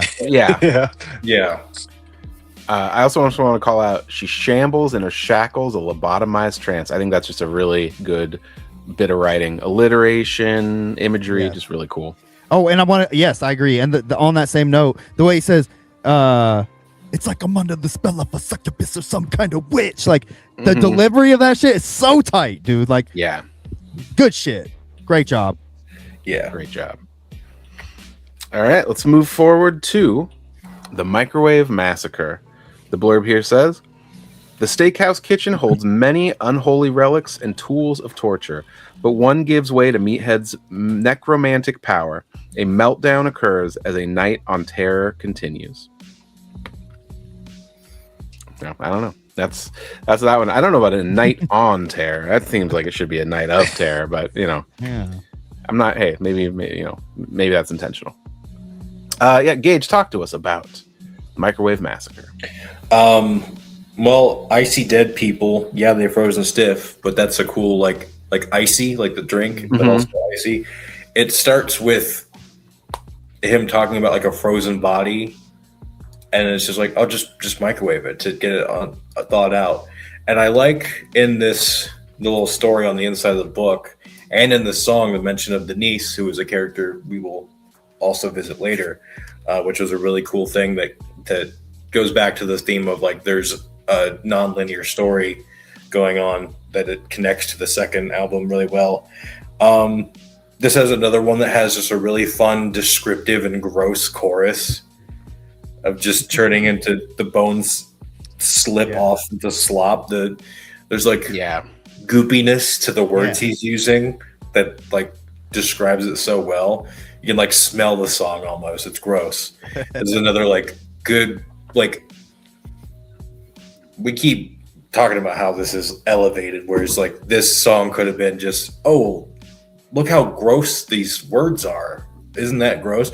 But it's so fun and jovial and delivered. It's just so like, yep, this is just what we do. We just take frozen bodies and we eat them up, put them in the microwave. Easy baked oven, your whole femur or your foot, your femur bone. I don't know how that works. The slots are like this big, but he must have crammed it in there. It's got to be a big microwave, yeah. He has to cuddle with the dead bodies, and they tell him to fuck off. That's cute. I was imagining like, are you guys imagining like a regular microwave or like a giant like evil microwave? For me, it was definitely a little one. Like I imagine it's little pieces at a time. For some reason, I don't know why I kept thinking it was a giant evil microwave most of the time. I mean, it's got to be, right? Like based on the lyrics here, there's no way it isn't. But in my head, I'm picturing him just stuffing all this stuff into like something this big. That's way like grosser. And our microwave is small as it is, so I immediately just thought of ours because ours is so small. Like when we make popcorn, I have to fold the corners, otherwise it gets stuck and it doesn't spin anymore. So that's the microwave that I'm thinking of when I think of this microwave. Like, but it's literally just a piece at a time, like maybe one head at a time or an arm. This song, I like that. I actually like your version way more. And like now that I'm thinking of it, like that's way better. I think that this song was a song that came about like he thought of the words microwave massacre first and then wrote the song. You know what I mean? Like, see, like that's a great alliteration, funny idea. A massacre in a microwave, that's hilarious. You know, that's so funny. It's such an 80s like bad slasher movie title too. Like the Microwave Massacre is such like a C tier, you know, straight to VHS. Yes, and I want to comment on what Gage pointed out, which is all the references to like them being frozen and thawed. Like, Yeah. like the whole fucking song is about microwaving people. None of it's not about microwaving people. It's Yeah. it's fucking great. Like it's every bar is about microwaving people. So good. And there's so many of those, like you said, icy dead people. Yeah, they're frozen stiff. And then later there's frigid bitch. She gave me the cold shoulder. There's so much like cold and ice, like double entendres throughout that first verse. It's really fun. This is my favorite song for sure. Like the beat on this song, like it's so like fun and bouncy and it's funky and there's like fucking scratching and shit. The microwave massacre, like all that shit. It's so dope, dude. Like he does it all on this fucking song. It's great. Yeah, totally. This is another one where my note says it's another song that just feels like major old school ICP vibes. And because of the scratching, because of all that, and the fucking the humor at the end where tick tick tick, dinner's ready. You get that whole like. Speaking of it, what's supposed to happen? It's fucking great. Manslaughter in a minute. That's so fun. Boom. Yeah. Also, we were talking about Denise a bunch because she's brought up in the liner notes. This is where we got. You can take your pick. They're displayed on a hook, locked in a permanent shock. Here's Denise. Look. She's been missing for a while, but she found her home. She hangs around all day, prefers to be alone. So I think she's probably met her end finally by this track, unfortunately. Yes, for sure. Maybe was Denise the one that needed to get back here? Oh, maybe. I think so, yeah. Yeah, I think so. Damn. I think him like trying to cuddle with the frozen body, I think makes the song before it like they kind of go into each other really well. Yeah, that's great.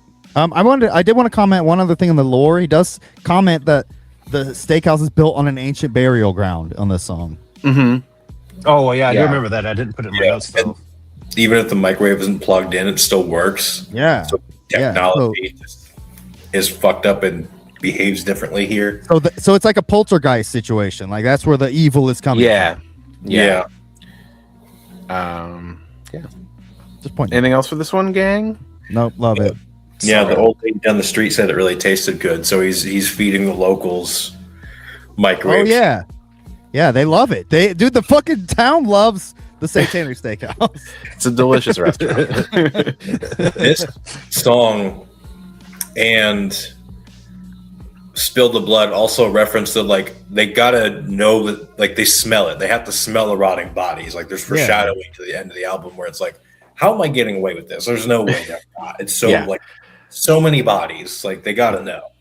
And then people are disappearing. Yeah, there's trouble. All right, let's jump into Time to Eat. This one says, the table is set for the final showdown as the ritual nears completion. The origin of a killer is revealed and the screams continue as daybreak nears. Keezy, talk to me about Time to Eat. This is another one that's just like it goes along with the other songs we talked about earlier that just are like it's just bars about murdering with food. But this song in particular, like this one seems like darker and scarier for whatever reason. It's just got more. I think the beat is more dreary, I think, but I love it. It's got this. It's also got this weird like thing during the hook. Where he's going like it's time to eat or something like that in the background. It's really creepy, but no, I don't have any like I honestly don't even have notes about this song. This song fucking just rules. Like it's just more great murder food rap, you know. I didn't bring any notes about this one either, but I'm gonna bounce right off what you're saying, and I think what it is at the very beginning, like we got so much joke. Humor and shit just throughout the album, and like literally fucking Meathead is like serious tone. He's like, Mooter, turn that shit off, you know what I mean? Like he's very serious, and I think that sets that tone that you picked up on just being dark. And Mooter is the thing he's turning off is the Satanic Steakhouse training video that they're playing in the background. So I don't know if Mooter just likes to watch this all the time or if he shows it to victims or what, but that shows him how to kill, maybe. Yeah, and Meathead's got no time for it. Turn that shit off. We got stuff to do. And I also like kind of relating back to what we said about like Mooter's Kids Club, where like it's obviously like a disgusting thing that this cowhead guy, but it's like cartoony and cute. Like Meathead throughout the album is sort of both awful and cute in a way, and like that seriousness of like turn that shit off. It's like this guy is actually scary. We're not friends with him, maybe. Yeah, he's actually murdering for real now. Like, seriously. Yeah. All jokes aside, it's business time. Like, we are reminded that this is a scary monster man.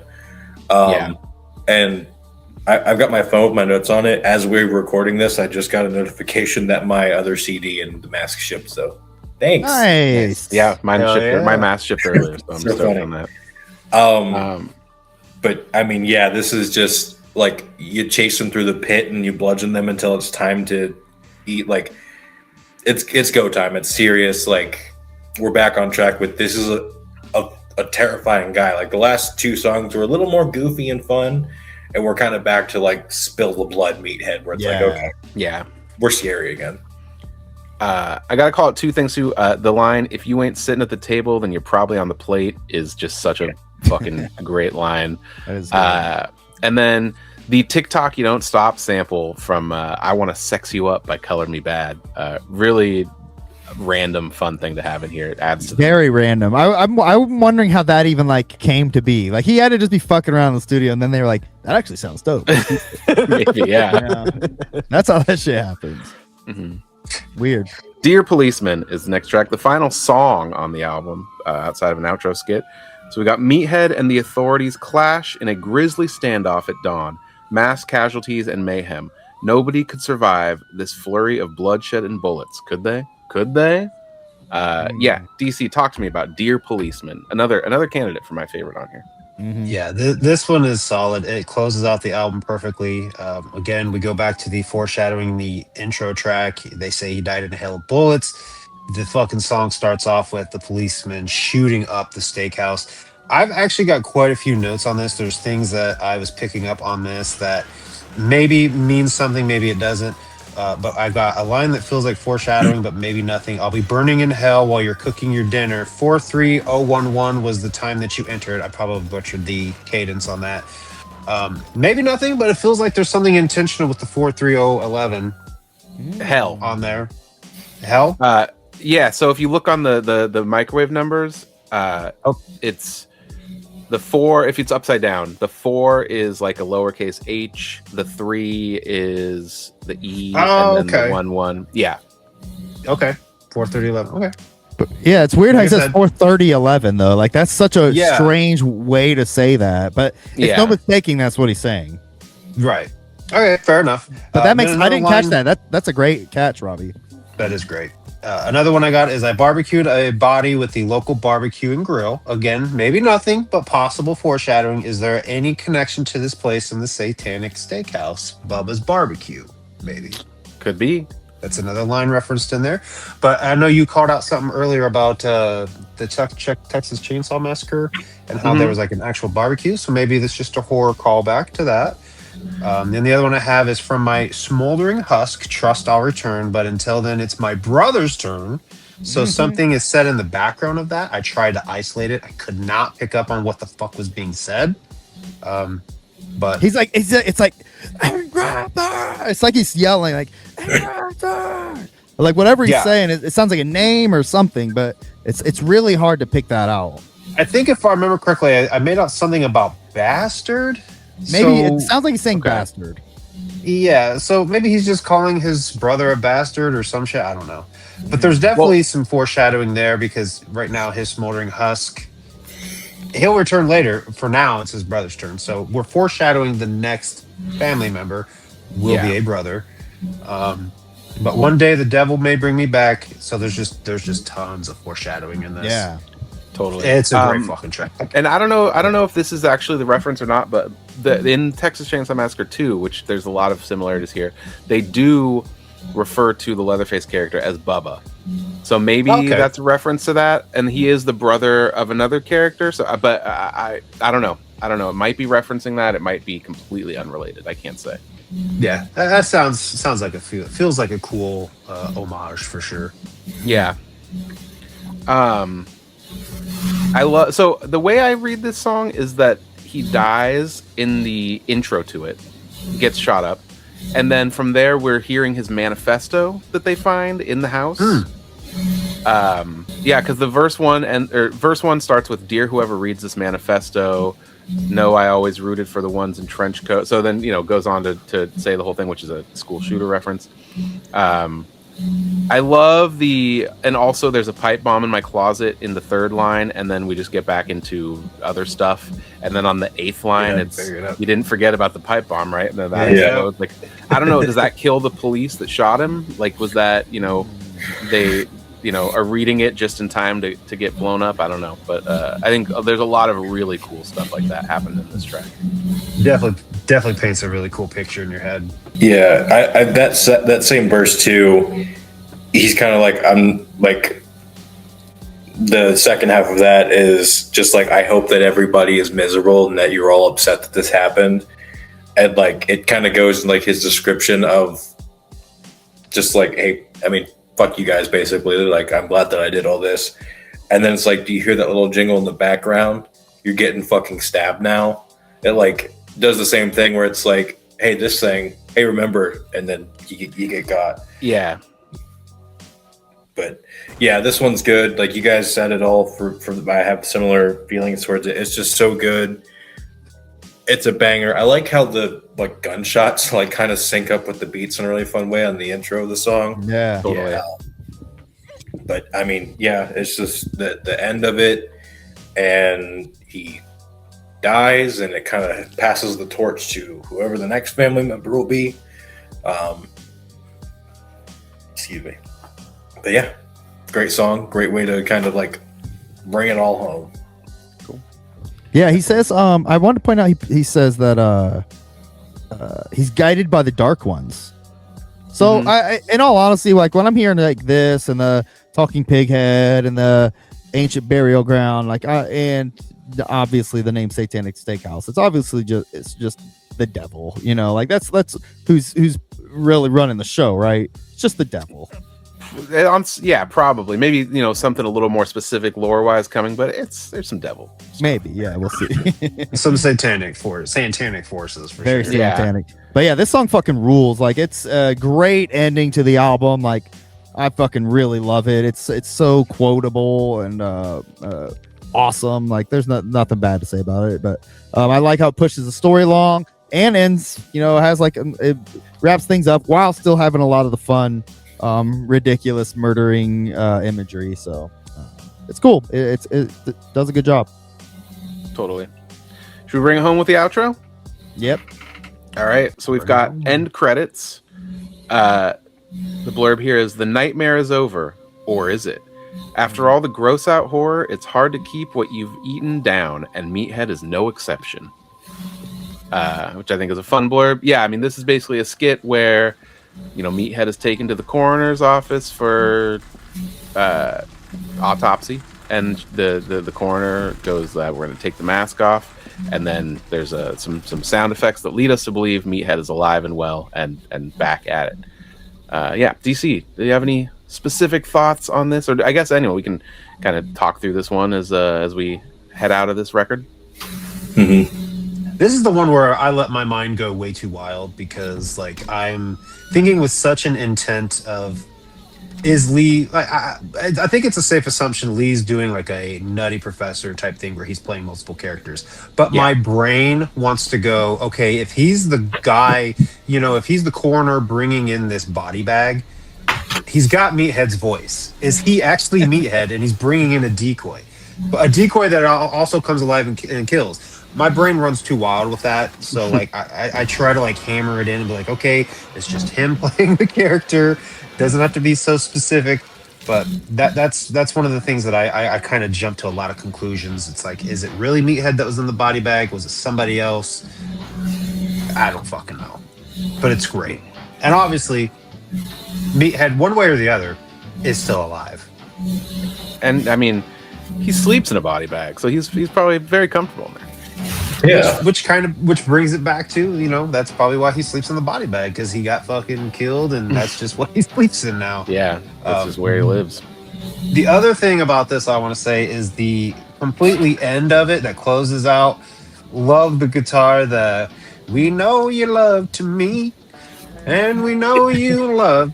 I know I just butchered it, but I just love it. Skinner family, and it fades out to that. That's such a cool ending to the fucking album. It's like So a movie cool. ending, and I love it. Yeah, really cool. So fun. Great ending. Yeah, Yeah. DC said it all. It's great. I love how he goes from saying Skinner family to saying skin your family. Yeah. That's fun. Yeah, I like that. And yeah, that's Meathead the album, the first album from Satanic Steakhouse. Do we have any thoughts that we have not gotten to about this, or should we roll forward? I say we just hammer on through to the next one. Roll Album forward. rules. Should I talk about his first performance real quick? Yeah, that's a good time for that. Yeah, it kind of like and just a real quick bridge, just because the other material of the album hadn't come out yet. But it was in April. SON had a birthday party show, and that was the Meathead debut performance. And it was at the Crow's Nest, which is kind of like a smaller venue. And Mike Spawn had come with me, one of our homies, and he was like, "Oh, I hope Meathead's there," because like Lee's just out and about. I'm like, he'll be there because it's a small venue and it's a little more intimate. And lo and behold, he was like right there. And even though it's like, oh, I know the guy, underneath the mask, but he had like the suit jacket on, and like it was all covered in holes, and like the Meathead mask is terrifying. Like it has a presence to it that's really cool. But we went up to him and was like, "Hey, we love the album. We're super excited." And we had mentioned that Lee's a Magic nerd, so we were like, "We got to get the Meat Hook Massacre signed." Hell That's yeah. perfect. Yeah, and I can send you an image we can get on the screen, but it's somebody butchering meat, and there's like human hands on a hook and everything. I was like, "Would you sign this as Meathead?" And he was like, "Oh, as Meathead." So he signed mine and then Mike's, and he was like, "Those are the first Meathead signatures I've ever done." And he was super excited. It was one of his favorite cards, which I did not know that necessarily. I just like, this is on theme for. That's sweet. Right. Was he wearing the Meathead mask? Yeah, he had the whole Gebek. Yeah. Nice. He had like a neck gaiter, so it was just like a big black hole. So it just had like the hanging face. Cool. And then So may I just say, very presumptuous that you went up to Mr. Meathead thinking that it was Lee Carver and assumed he liked magic. Very presumptuous. Of you. Yeah. How'd you know Meathead like magic? he has a tattoo that kind of looked like something that. Okay. Yeah, so I assumed. I just took a gambit. He didn't put me on a meat hook, luckily. Good. But he went on before SON, and so he had like a fog machine. It was going, and I was like, "Oh, he's going to get up on stage." So I'm getting like my phone ready, and I was thinking he was going to come from left of stage. All of a sudden, he's behind me. And he scared the fuck out of me, and he got on stage, like pushed me a little bit, and like got up on stage, and he killed it. A lot of people use like the backing track, and he kind of did. He didn't have a hype man, and it was like no vocals. It was the beat, and like the vocals would pop out where your hype man would come in and do the vocals. So it was really unique and interesting to see somebody not use the full backing track. Yeah, that's dope. Did, Spill the Blood, which everybody was chanting Spill the Blood. I think he did VHS. Taxidermy, because I screamed so loud when I heard that beat kick in. I was super excited. I'm pretty sure he did Your Policeman. He didn't do Get Back Here, You Bitch, and people were like, "Oh man, I wish I would have hit that one." So that seems to be a crowd favorite. That's a little slower though, so I could see him skipping that. Yeah. I know people like that, but I was like, I don't know if that one would lend itself to like a good live banger. But he did he play Microwave Massacre? I don't remember if he did or not. He might have. But it was awesome. I hope he does more of this. Yeah, I want to see him live, dude. I I would love for him, and because Billy Obey did his solo album, excuse me, and he never toured it, so I think it would be super fucking cool if they did like a co-headline solo tour sometime. Yeah. That would be sweet. Yeah, it was fucking awesome. I had the privilege of seeing his first performance, and that card means a lot, and it was really cool that it meant as much to him. So that was a special moment from the show. So if you're watching, excuse me, God, sorry. So if you're watching this, Lee, thank you again for everything you do. I'll treasure this card and do more shows. Yes. Yeah, do more shows. And I've got a track list here or a set list for the show. He did intro into Meathead's theme, VHS, taxidermy, Spill the Blood, and ended on Dear Policeman. Okay. Yeah, that sounds right. That's dope. I would love Bangers. to see that. Mm-hmm. Yeah. Wow, what a classic! Oh, I want to say this. I the last thing I'll say about the Meathead album. I did reach out to. I've never reached out to. Like, I rarely reach out to artists. I just do it to say like, hey, I really like that, and I did reach out and tell him I really like this album. I said, dude, you made a real true like underground classic. I can't stop listening to it. Like, you really knocked it out of the park. And he did. He messaged me back and said he appreciated it. So Hell yeah. Well then, but okay, so that's all. This is the between albums time. There was another lore post. This one is fairly lengthy. So if we want me to read it, I can dive in, but it's going to be this is a short story. Maybe read it quickly. Yeah, I'll speed read. I might need to up the font. Okay, Johnny 5 here. Yeah, so this was posted on Facebook as well. So this is in the middle of a scene. So we have, okay, I'll start now. Carly lay there. The blood surrounding her eyes and face, once fresh, had now began to crust over and dry. She was sprawled out on the floor in the dining room area where it had all transpired just mere hours ago. Another tremor of pulsating pain shot through her neck and head. She was undoubtedly concussed, which made playing possum that much easier.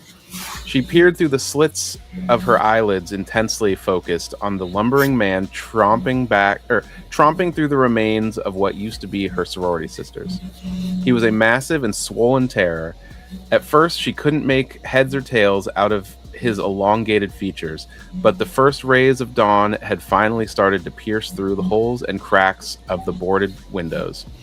Illuminated by those rays is what appeared to be a portly man wearing patched and frayed denim overalls. Atop his bulky frame was a decaying cow's head.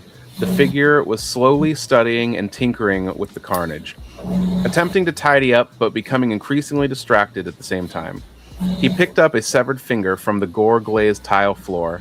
He shoved the first part of the digit into his snout, mimicking him picking his nose.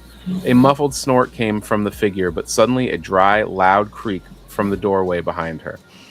The cowman tossed the finger onto the ground quickly and snapped excitedly to attention. A cadence of thuds filled the air as another large figure entered the dining area. He was back. The cow freak had done his share of maiming and smashing in the attack, but the real violence had been committed by him. The electric scream of his carving knife, in unison with the desperate pleas and shrieks of her sorority sisters, still echoed in her mind. In the chaos earlier, she witnessed him move like a phantom made of smoke. Despite his misshapen frame, it took everything left in Carly to not howl in terror at the sight of the monster. A man in a suit jacket who looked semi-normal by silhouetted standards, but was anything but. A ghoulish sneer of exposed rot and decay made up his face. How did something look like this still live and breathe? Weird phrasing. He darted to a window on the other side of the room and brushed away greasy, blood-caked hair from his face. Moomph? The cowman asked excitedly. He grabbed a large meat tenderizing mallet from an adjacent table. Carly noticed that the table had a family of skeletons covered in cobwebs and dust. They were contorted and tied to the table to mimic a family dinner scene. Her stomach ached with terror. How was this real? Not yet, buddy, he said in a gargled and pitched voice. Pretty damn impressive, though. His gaze finally turned away from the gaps in the window and onto the room filled with what easily could be described as human soup. You got to clean this shit up or just play arts and crafts. Are you going to clean this shit up or just play arts and crafts all day? I got a feeling we're going to have more customers real fucking soon, Hornhead, he said, patting atop the humanoid's crown. Carly hadn't noticed, but the animal-faced ogre had begun to sop up blood with his index finger and scrawl what looked like a happy face on the stained wallpaper behind him. He hummed happily as he drew. Suddenly, the temperature in the room dropped, and a hollow yet gleeful voice filled the room. "Uh-oh, you missed one, fatso." The room fell silent. What could only be described as a spirit or an apparition rose from the crimson-stained floor, the ghost of a teenager in varsity baseball uniform. He shone a sickly green and yellow mixed hue across the room. The texture of his existence swarmed like television static. He flicked in and out of reality, his eyes pure white, opaque. He blew a bubble from the gum he was chewing. It popped abruptly. He was pointing directly at Carly. Her mind broke in that moment. Her eyes finally wide open, screaming anxiety racked her skull. The trauma from the last 3 hours had uncoiled itself, and she lay there helpless, puddles of tears forming in her bloodshot sockets, heart exploding, but all the while frozen, caught. The cow head cocked sideways in confusion. The apparition of the teen had already disappeared into nothingness. The rotting man took one step forward and chuckled. "Well, fuck a duck. I do get sloppy when I'm excited. Get this one ready for the funnel, Mooter." "Murr," it responded excitedly, shuffling happily in place, smacking his stomach in a rhythm, the whir of the carving knife filling the air once more. A violent ambush, her friends being dissected and flayed in moments. A man with a barnyard animal's head, being rattled out by a dead kid's ghost. The worst of all, the still living murderous corpse who orchestrated it all. Her mind splintered and broke. She couldn't speak or scream, but a final prayer flashed in front of her mind as her last shred of sanity left. Just let this nightmare end. And moments later, it did. So, yeah. That was a lot of reading, but yeah, It was. really cool. You did great. No, that was an interesting little side story, I guess. I mean, that was just a I don't know. Facebook post. Yeah. Just some creative writing from Lee Carver of Satanic Steakhouse fame. It's cool. Yeah, I'd read more. I would love a whole book or comic book or novel of that. Yeah. I'm a big fan of like internet horror stories, and that feels like a little like creepypasta-esque thing. And now listening to Night to Dismember, I picked up some little bits and pieces from that story. I was like, oh, okay. Yeah, totally. The funnel, and there's some Yes, things that come yeah. up for sure. Yeah. Yeah. Which, I mean, should we just get right into it? Let's Yeah. dive in. Mhm. All right. Second record, we've got A Night to Dismember, the follow-up EP to Meathead. So this would still be in the Meathead universe. This is still fleshing out his story before we move on to more characters. And, Show us the it starts- inside. Oh yeah, I will. Here we got Meathead here. You can't really see at the bottom, but it says "Feed the Tunnel?" Y/N. So it's almost like video game style. And then something here that I think is extremely interesting and makes me wonder, some of the influences here. We've got this big hole in the ground in this yellowed room that's very like Backrooms-esque is what it reminded me of. And then the disc is, Meathead's face coming through the TV static. So a lot of stuff that's from this record that ties into the other one. But yeah, let's jump right into the first track, new release. Who wants to kick us off here?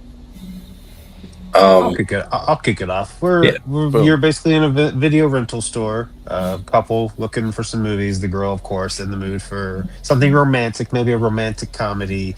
You have a suspicious sounding, employee, maybe the owner of the establishment, making his suggestions.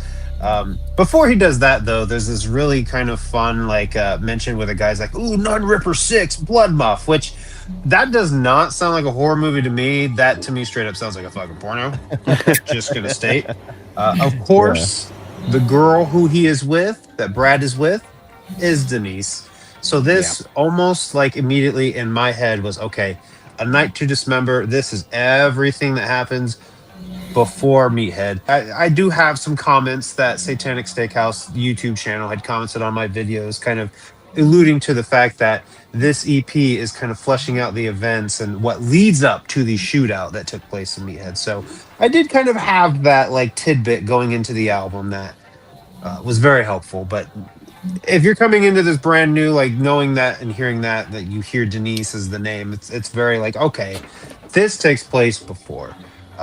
But very great. It sets the tone for getting right into the album, and it's another one of those kind of confusing because like it talks about the sequel, the follow up, but this is also taking place before Meathead, so it's fun. Yeah, Very fun. I love that they say what's on the menu when they're talking about what to rent. I think that's a fun little Easter egg. Yeah. I forgot to say. Good one, Gage. Yeah.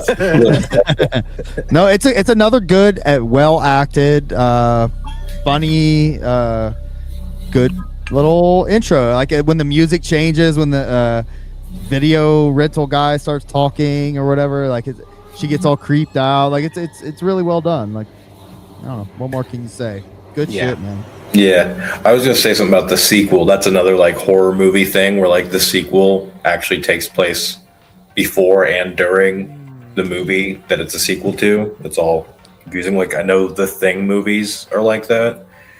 Or like Thing movies. There's more than one The Thing? Yeah, there's like I think it came out like 2014 or something, but it's like a sequel to John Carpenter's The Thing that takes place like before and like leads up to the movie. It's the sequel, but it's also a prequel, but it like happens like I don't remember how it works. All right. It must suck. I might be just talking out of my ass. I wasn't even aware of it, so yeah, it must not be amazing. But this also is one of those things that makes me think like, oh, maybe it's like the steakhouse is like a Venus flytrap where it's like, oh, we're going to rent movies, and then you walk in, you rent movies. It's like, oh, why don't you watch this one? And then it like flips, and you're in the steakhouse now. That's actually interesting. I like that. Like they rented the Satanic Steakhouse video. Yeah. Yeah. 7 days. Yeah, exactly.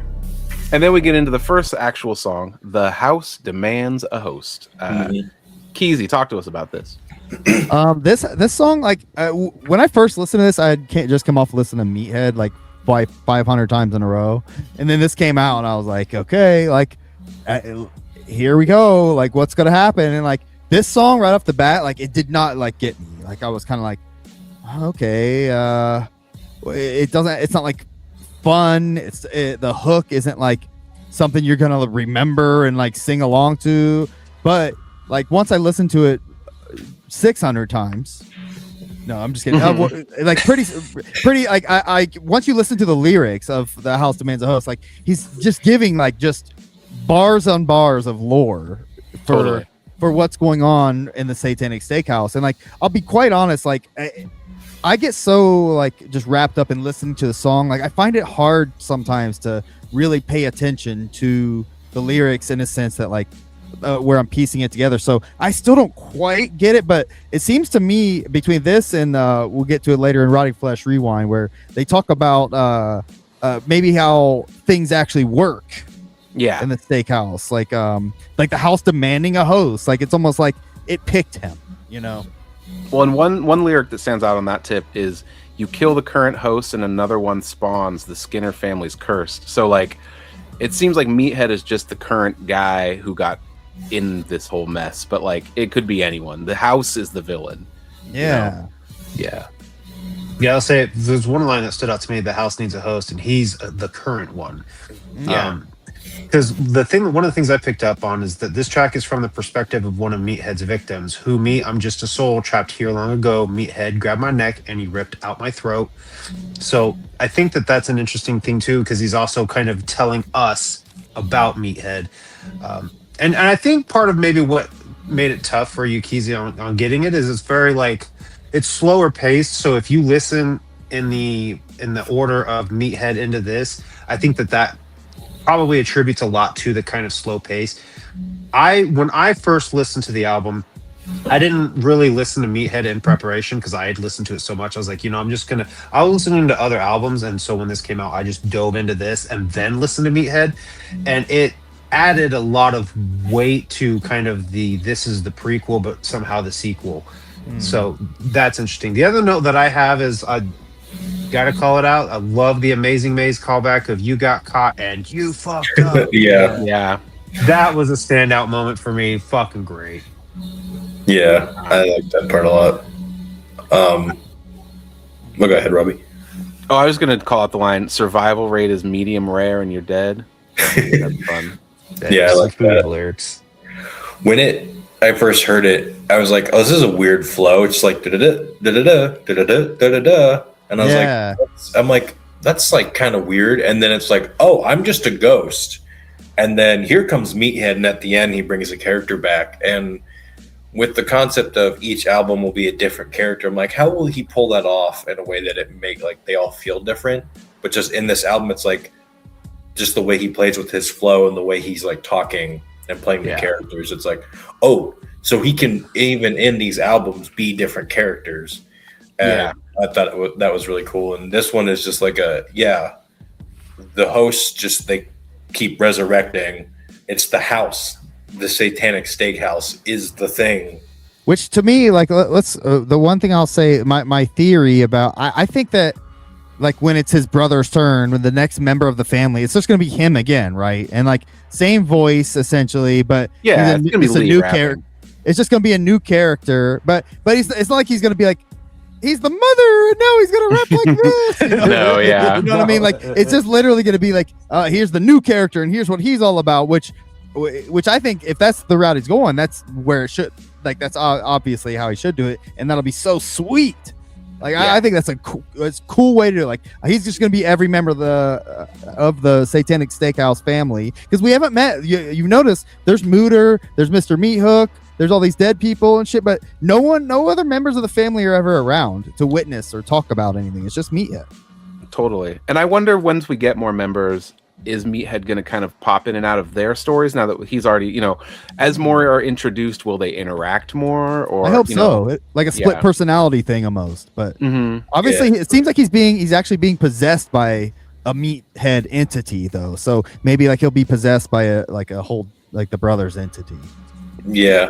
Or maybe it's like only one member of the family can be alive at a time. So once one dies, another one pops up and it's all like puppets fueled by the same thing. What do you say? Once one's something, another one spawns or whatever. Yeah, that makes sense. Yeah.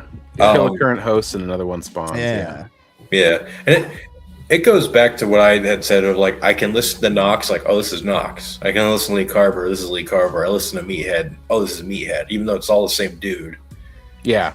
I think will be exciting to see how he further plays with his style to kind of give each character its own individually. Agreed. It's kind of like how Bullet sort of sounds like Violent J, but they're not the same person. It's kind of like that. True. All right. And we got, should we go into the next track? Yeah. Serrated. I don't have blurbs for these. There's no write-ups in this one. So I'll just throw it to fucking Gage to talk about Serrated first. Oh my God. This is like the follow-up to Taxidermy for me, where I'm just like, yeah, fuck them up. This is another one where like the beat of it really plays with the song, kind of like how the Mooter's Kids Club had like almost like cow barnyard noises. This song is about his weapon of choice, his electric knife, the mutilator, and there's like a buzzing kind of like electronic nature to the beat that really plays with it. Otherwise, it's more just sloppy, bloody murder fun, and it just, I like the way that he like vividly describes it cutting through flesh and lubricating it, making a big fucking mess. He just like eloquently and like in such a nice flow describes disemboweling somebody in a really fun way. Yeah. One line I wanted to call out here is the disembodied voices that speak through the frequencies talk with the tone of the disappearance recently. Again, I don't know if this is, ghosts and stuff coming through like the TV static kind of thing, like we had talked about before, but there's something going on here with VHS and TV static and all this stuff. And even if you look at the cover, Meathead is like in TV static behind this image coming through. So I don't know. I'm curious where this all goes on that level. Just like some fourth dimensional, like non-Euclidean, like dimensional shit happening. Yeah. Even the ghost in the short story was like described as like static, Glitching out. Oh, yeah. Interesting. Yeah. I think serrated rules. It has a video, which I think the video's fine, but like you don't need to watch it. It's fine. Yeah.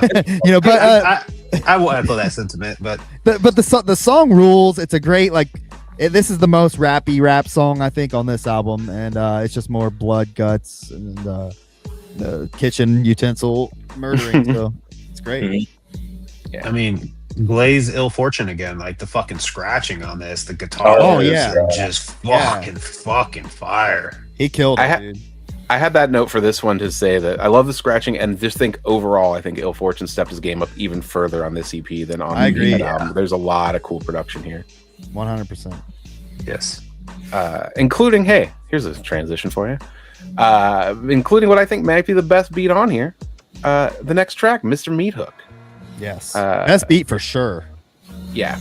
Keezy, talk to us about Mr. Meat Hook. Mr. Meat Hook is it's really like something. Like it's a top tier like master class in writing. Like he's doing like what ICP does, where they anthropomorphize like something or whatever.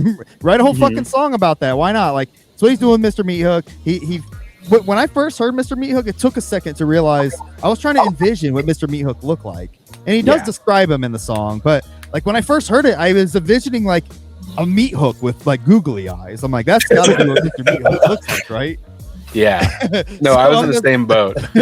I'm listening to it like, yeah, he's like he's hanging. He's like, what's he say? Mr. Meat Hook. He's like, come hang with me or whatever. So I'm like, obviously he's hanging, right? Anyway, yeah. Point is, but now he looks like Slappy the puppet from Goosebumps. Yeah, he looks like a ventriloquist dummy. Yeah, because they talk about being a dummy, but the lines for like the funky jazzy like beat is so good. It's wow, it's so fucking good. This song really Ill Fortune. Ill Fortune. Sorry, I forget which ills. There's too many ills. Ill Fortune. He really he fucking crushed it. I have to give him props on this song. But the last verse where like he talks about how Mr. Meat Hook works. He gets filled with blood. He has to go. He can go kill anybody you want in the middle of the night. Like, but he can only kill 100 people. And like, so he's like, well, how many did you kill? He's like, 66. He's like, he's upside down, dipshit. He's like, and he says it's implying it's actually 99 because he says because the final kill is you the 100th time. So like the writing and the wordplay, the flipping, it's 66, but I'm fitting all that and then stab it to the beat while they sing every note. Like it's just dope as fuck. Like I love the stabbing to the beat shit. It just reminded me like Past the Axe where Monoxide does that on that song. I love it. Yeah. Anyways, I love this song. Everything about this fucking song rules. It's everything I want. Yeah. Yeah. It was a song that when I first listened to it, I was overthinking, like, is this a family member because of the literal Mr. part of it? But yeah, once I realized, this is the meat hook that helps him. Like, an inanimate object that helps him kill people. Yeah, I was thinking it was a meat hook, but nope, it's just a little weird doll. Who kind of creeps around. There's like, they talk about his walking, which I love. Oh, give me more blood. That shit is tight as shit. This is just the most fucked up Goosebumps story I've ever heard. We had mentioned, I think we're in the minority of people that liked Ding Ding Doll. Yes. I like Ding Ding Doll. I think we're like the only 4 people that liked it. And this is like way better.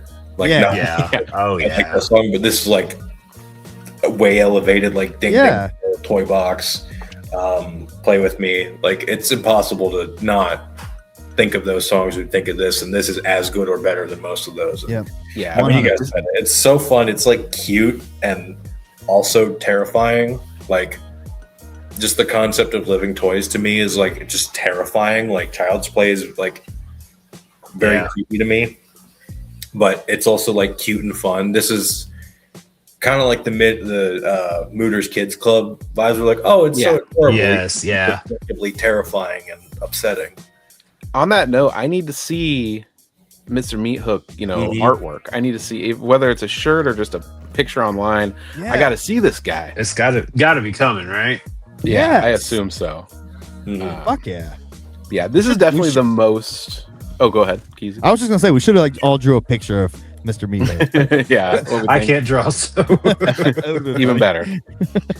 This is a very, very ICP. I think there's a couple things on this EP specifically. Like, okay, yeah, the influence comes through, and I don't often think of Lee Carver as a storyteller.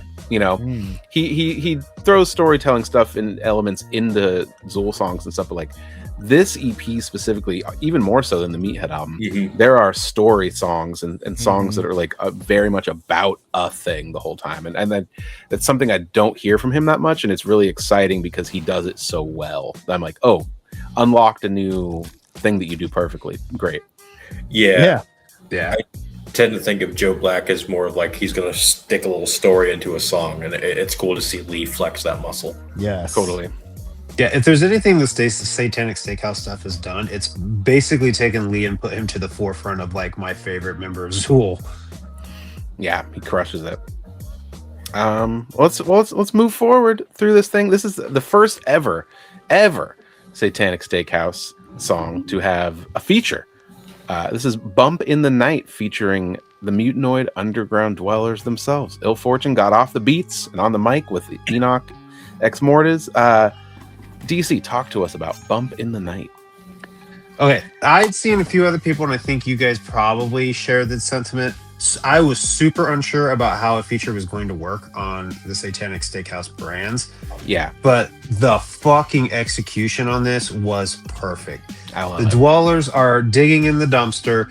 Meathead and Mooter come out to deal with it. They fucking fight. Next thing you know, they're having dinner together. Like, I went into this thinking like, there's no way this collab's gonna fucking work. Like, get it out of here. There's no need for a collab. This needs to all be fucking, Lee. If they're not portraying a character directly in this, you know what I mean?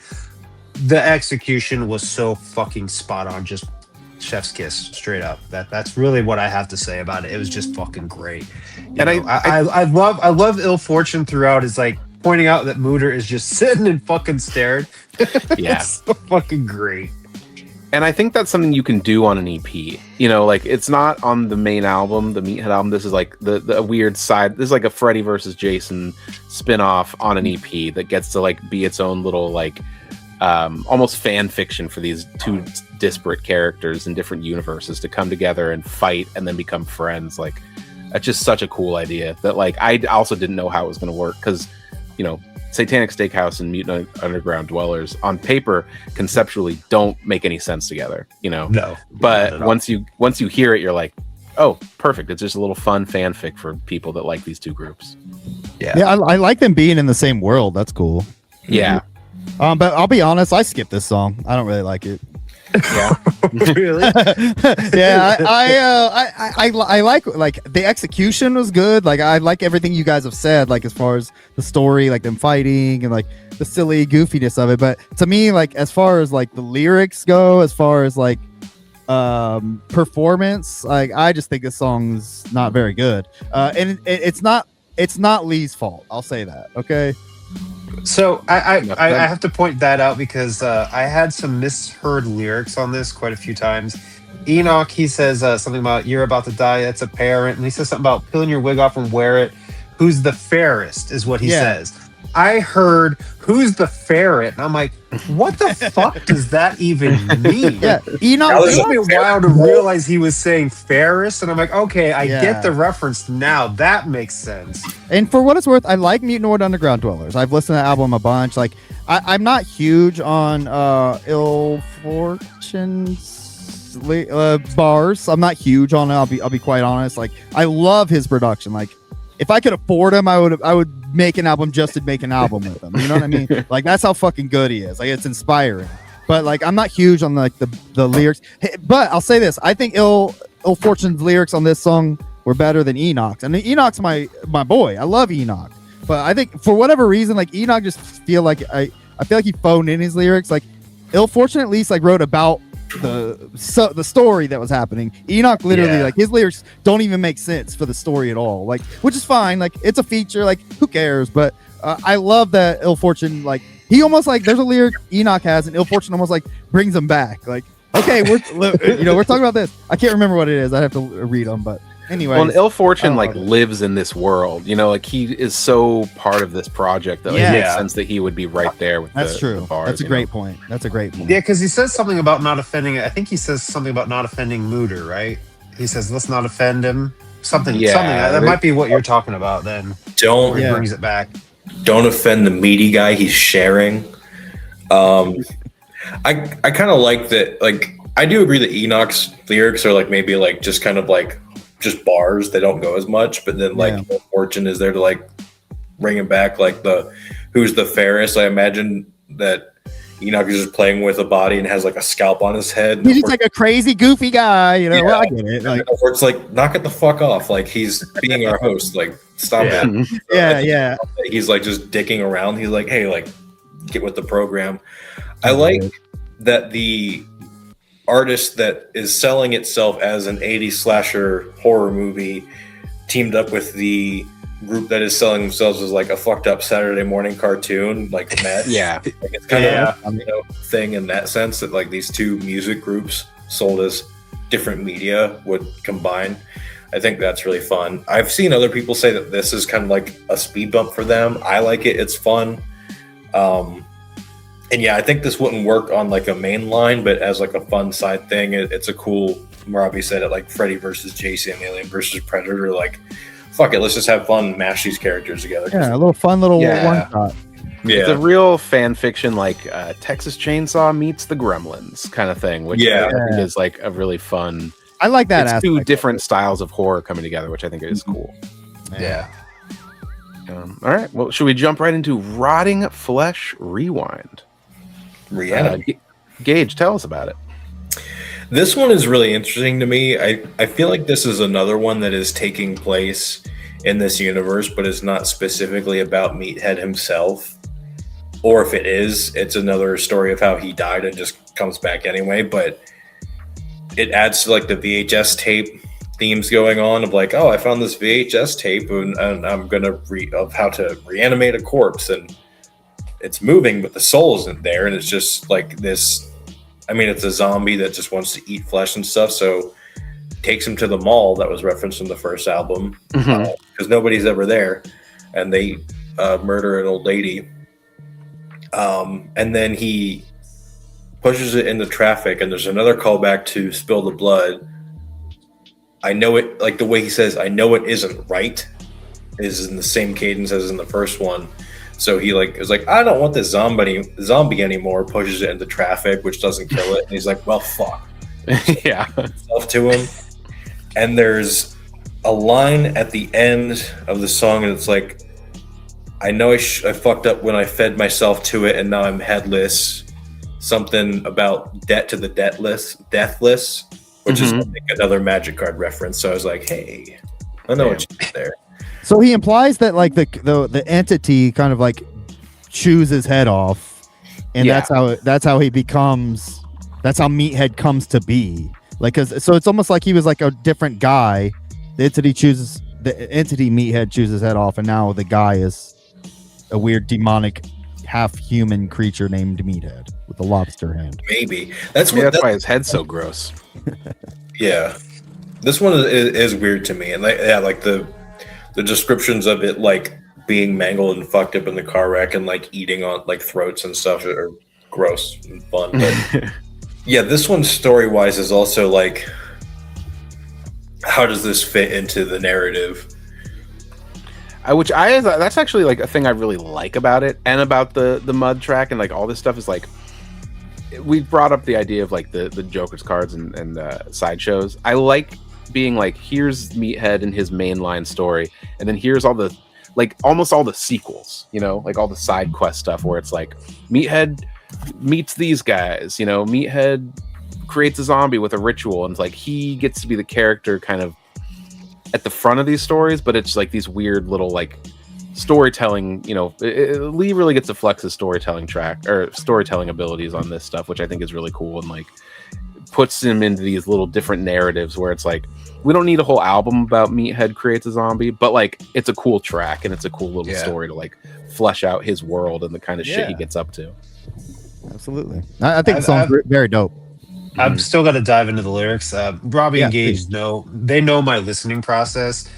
I listen to the beat first, and then like several listens later, I listen to how the artist is rapping, and then I listen to what it is they're saying. And I'm still in the process of vibing out to this fucking beat because it's so fucking dope.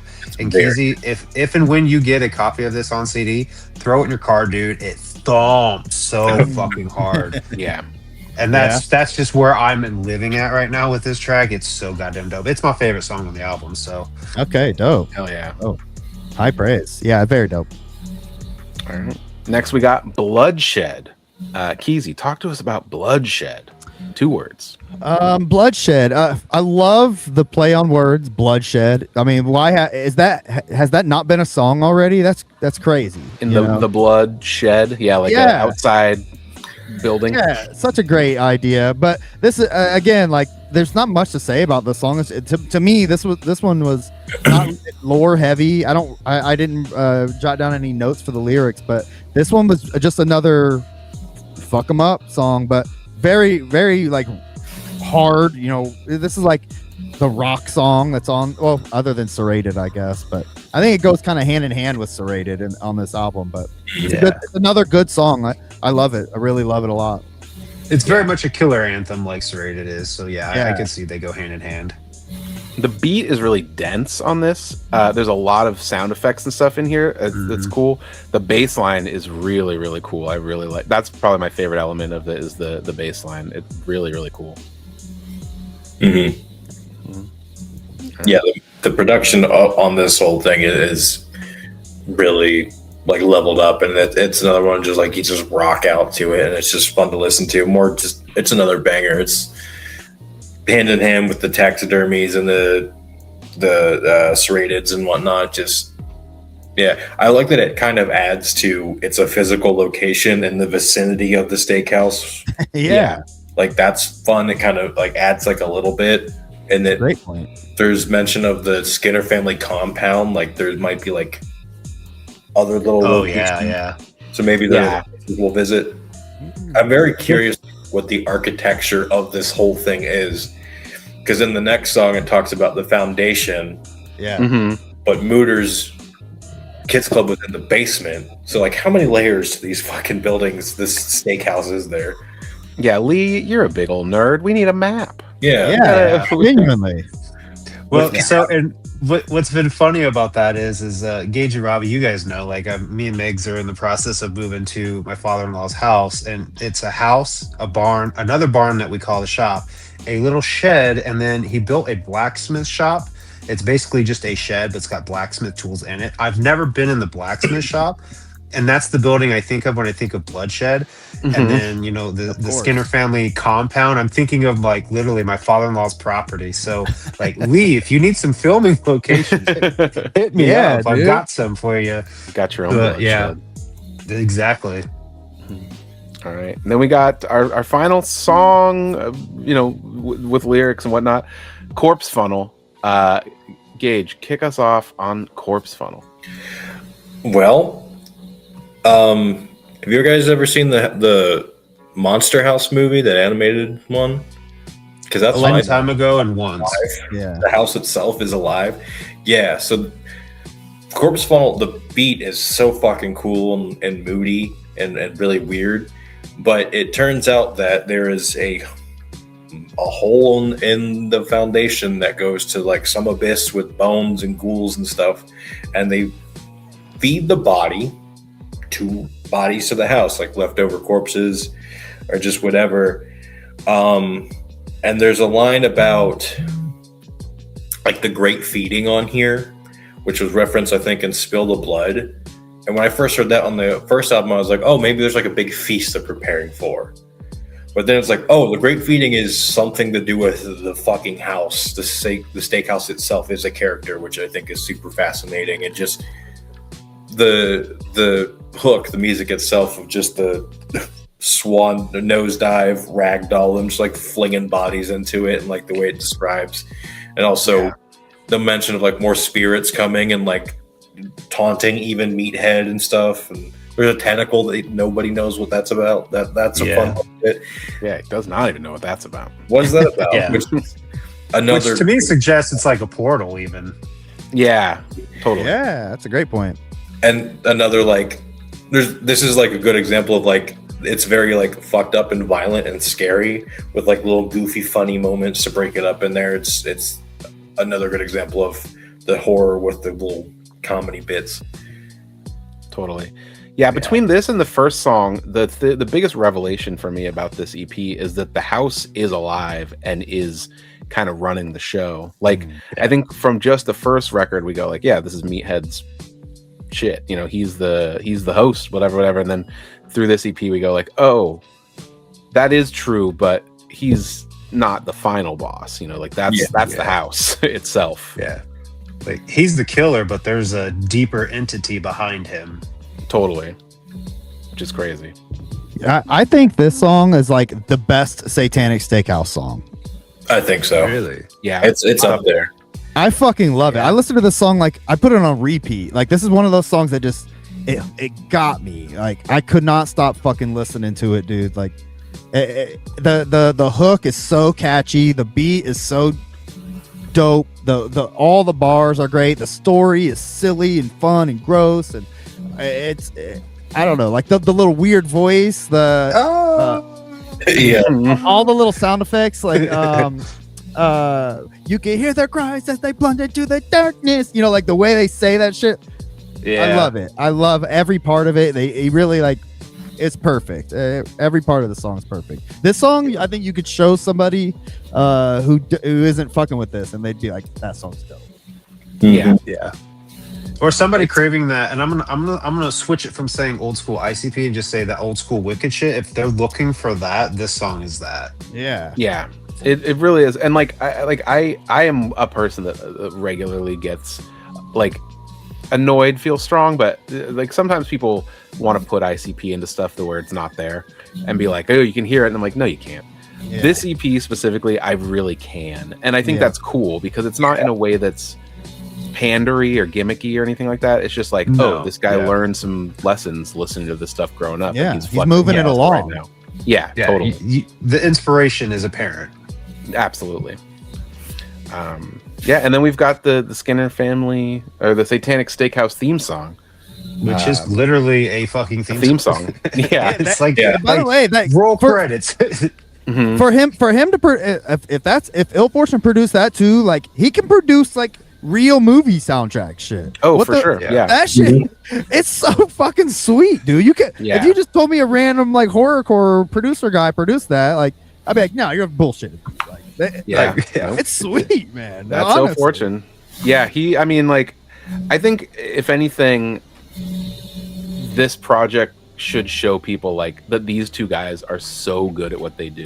You know, like Ill Fortune may be one of the best producers we've got in this scene right now, if not the, you know.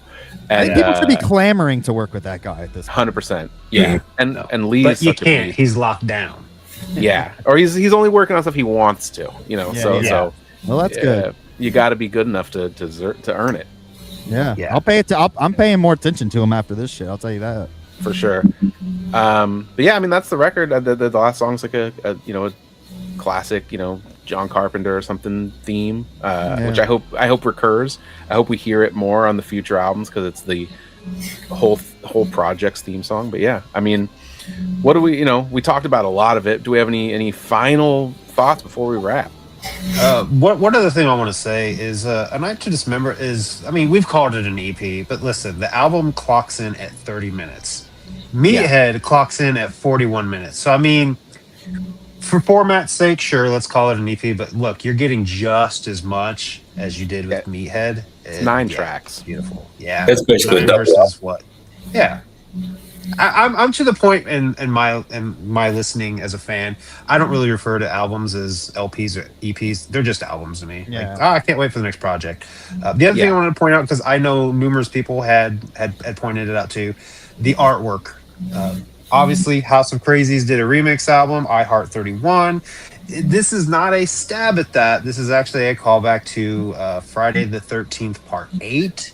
Jason Takes Mhm. Manhattan. I think it was actually Robbie that pointed that out to me, and a few other people. So, just in case you're wondering, this is not a stab at House of Crazies. Yeah, no. I think that's people looking for drama where there's not drama. It's a Exactly. cool It's the world we reference live to it's a cool reference to a classic horror movie poster, which they both referenced it because it's a classic. So yeah, Right.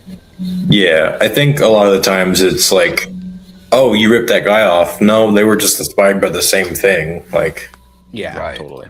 we're all fans of the same stuff here. Like, well, just get along. It's all right. Just enjoy stuff.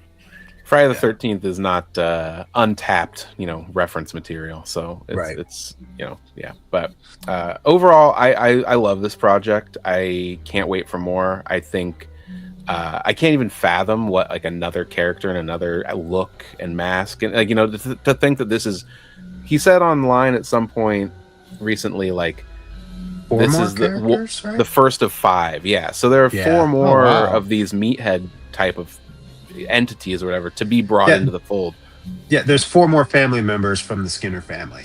Yeah. This is the way I Cool. understood it. That's the first I've heard that. That's awesome. Yeah, You gotta so get to think Facebook, that man. yeah, you gotta, They need to stop putting news out on Facebook. What the fuck? yeah. I don't know. This scene still really thrives on Facebook, which is crazy to me. Yeah. In any I'll- other music world, that's not. I'll true. let you guys tell me. It's fine. We'll let you know. We'll keep you posted. I appreciate it. But yeah, I mean, to think that we're gonna do this all over again 4 more times is crazy. Like a whole new look for Lee and Yeah. a whole new character and lore, and like it's all gonna come. I don't know. It's just no one's doing anything quite like this, and I think that's really exciting. Yes. Yeah. For sure. And on that note, as this series unfolds, like I see a lot of potential for like collector's editions or bundles. I don't know what his long-term goal here is, but like seeing that they were digipacks, I immediately thought of like the Let 'Em Bleed mixtape box set that they did, where it came in a cardboard box and you could have like all the albums there. Again, I don't know what his plans are as far as that goes, but I would love to have or see like a big, at the end of everything, something like that would be so fucking cool to just have them all together as like a collector set. But that's a big ambitious goal of mine. So, but That'd be dope. there's potential there. Yeah, 100%. Yeah. Anything else? Yeah, I mean, I'll just, this is one of my favorite things that has come out since I've become a Juggalo, a fan of all this music.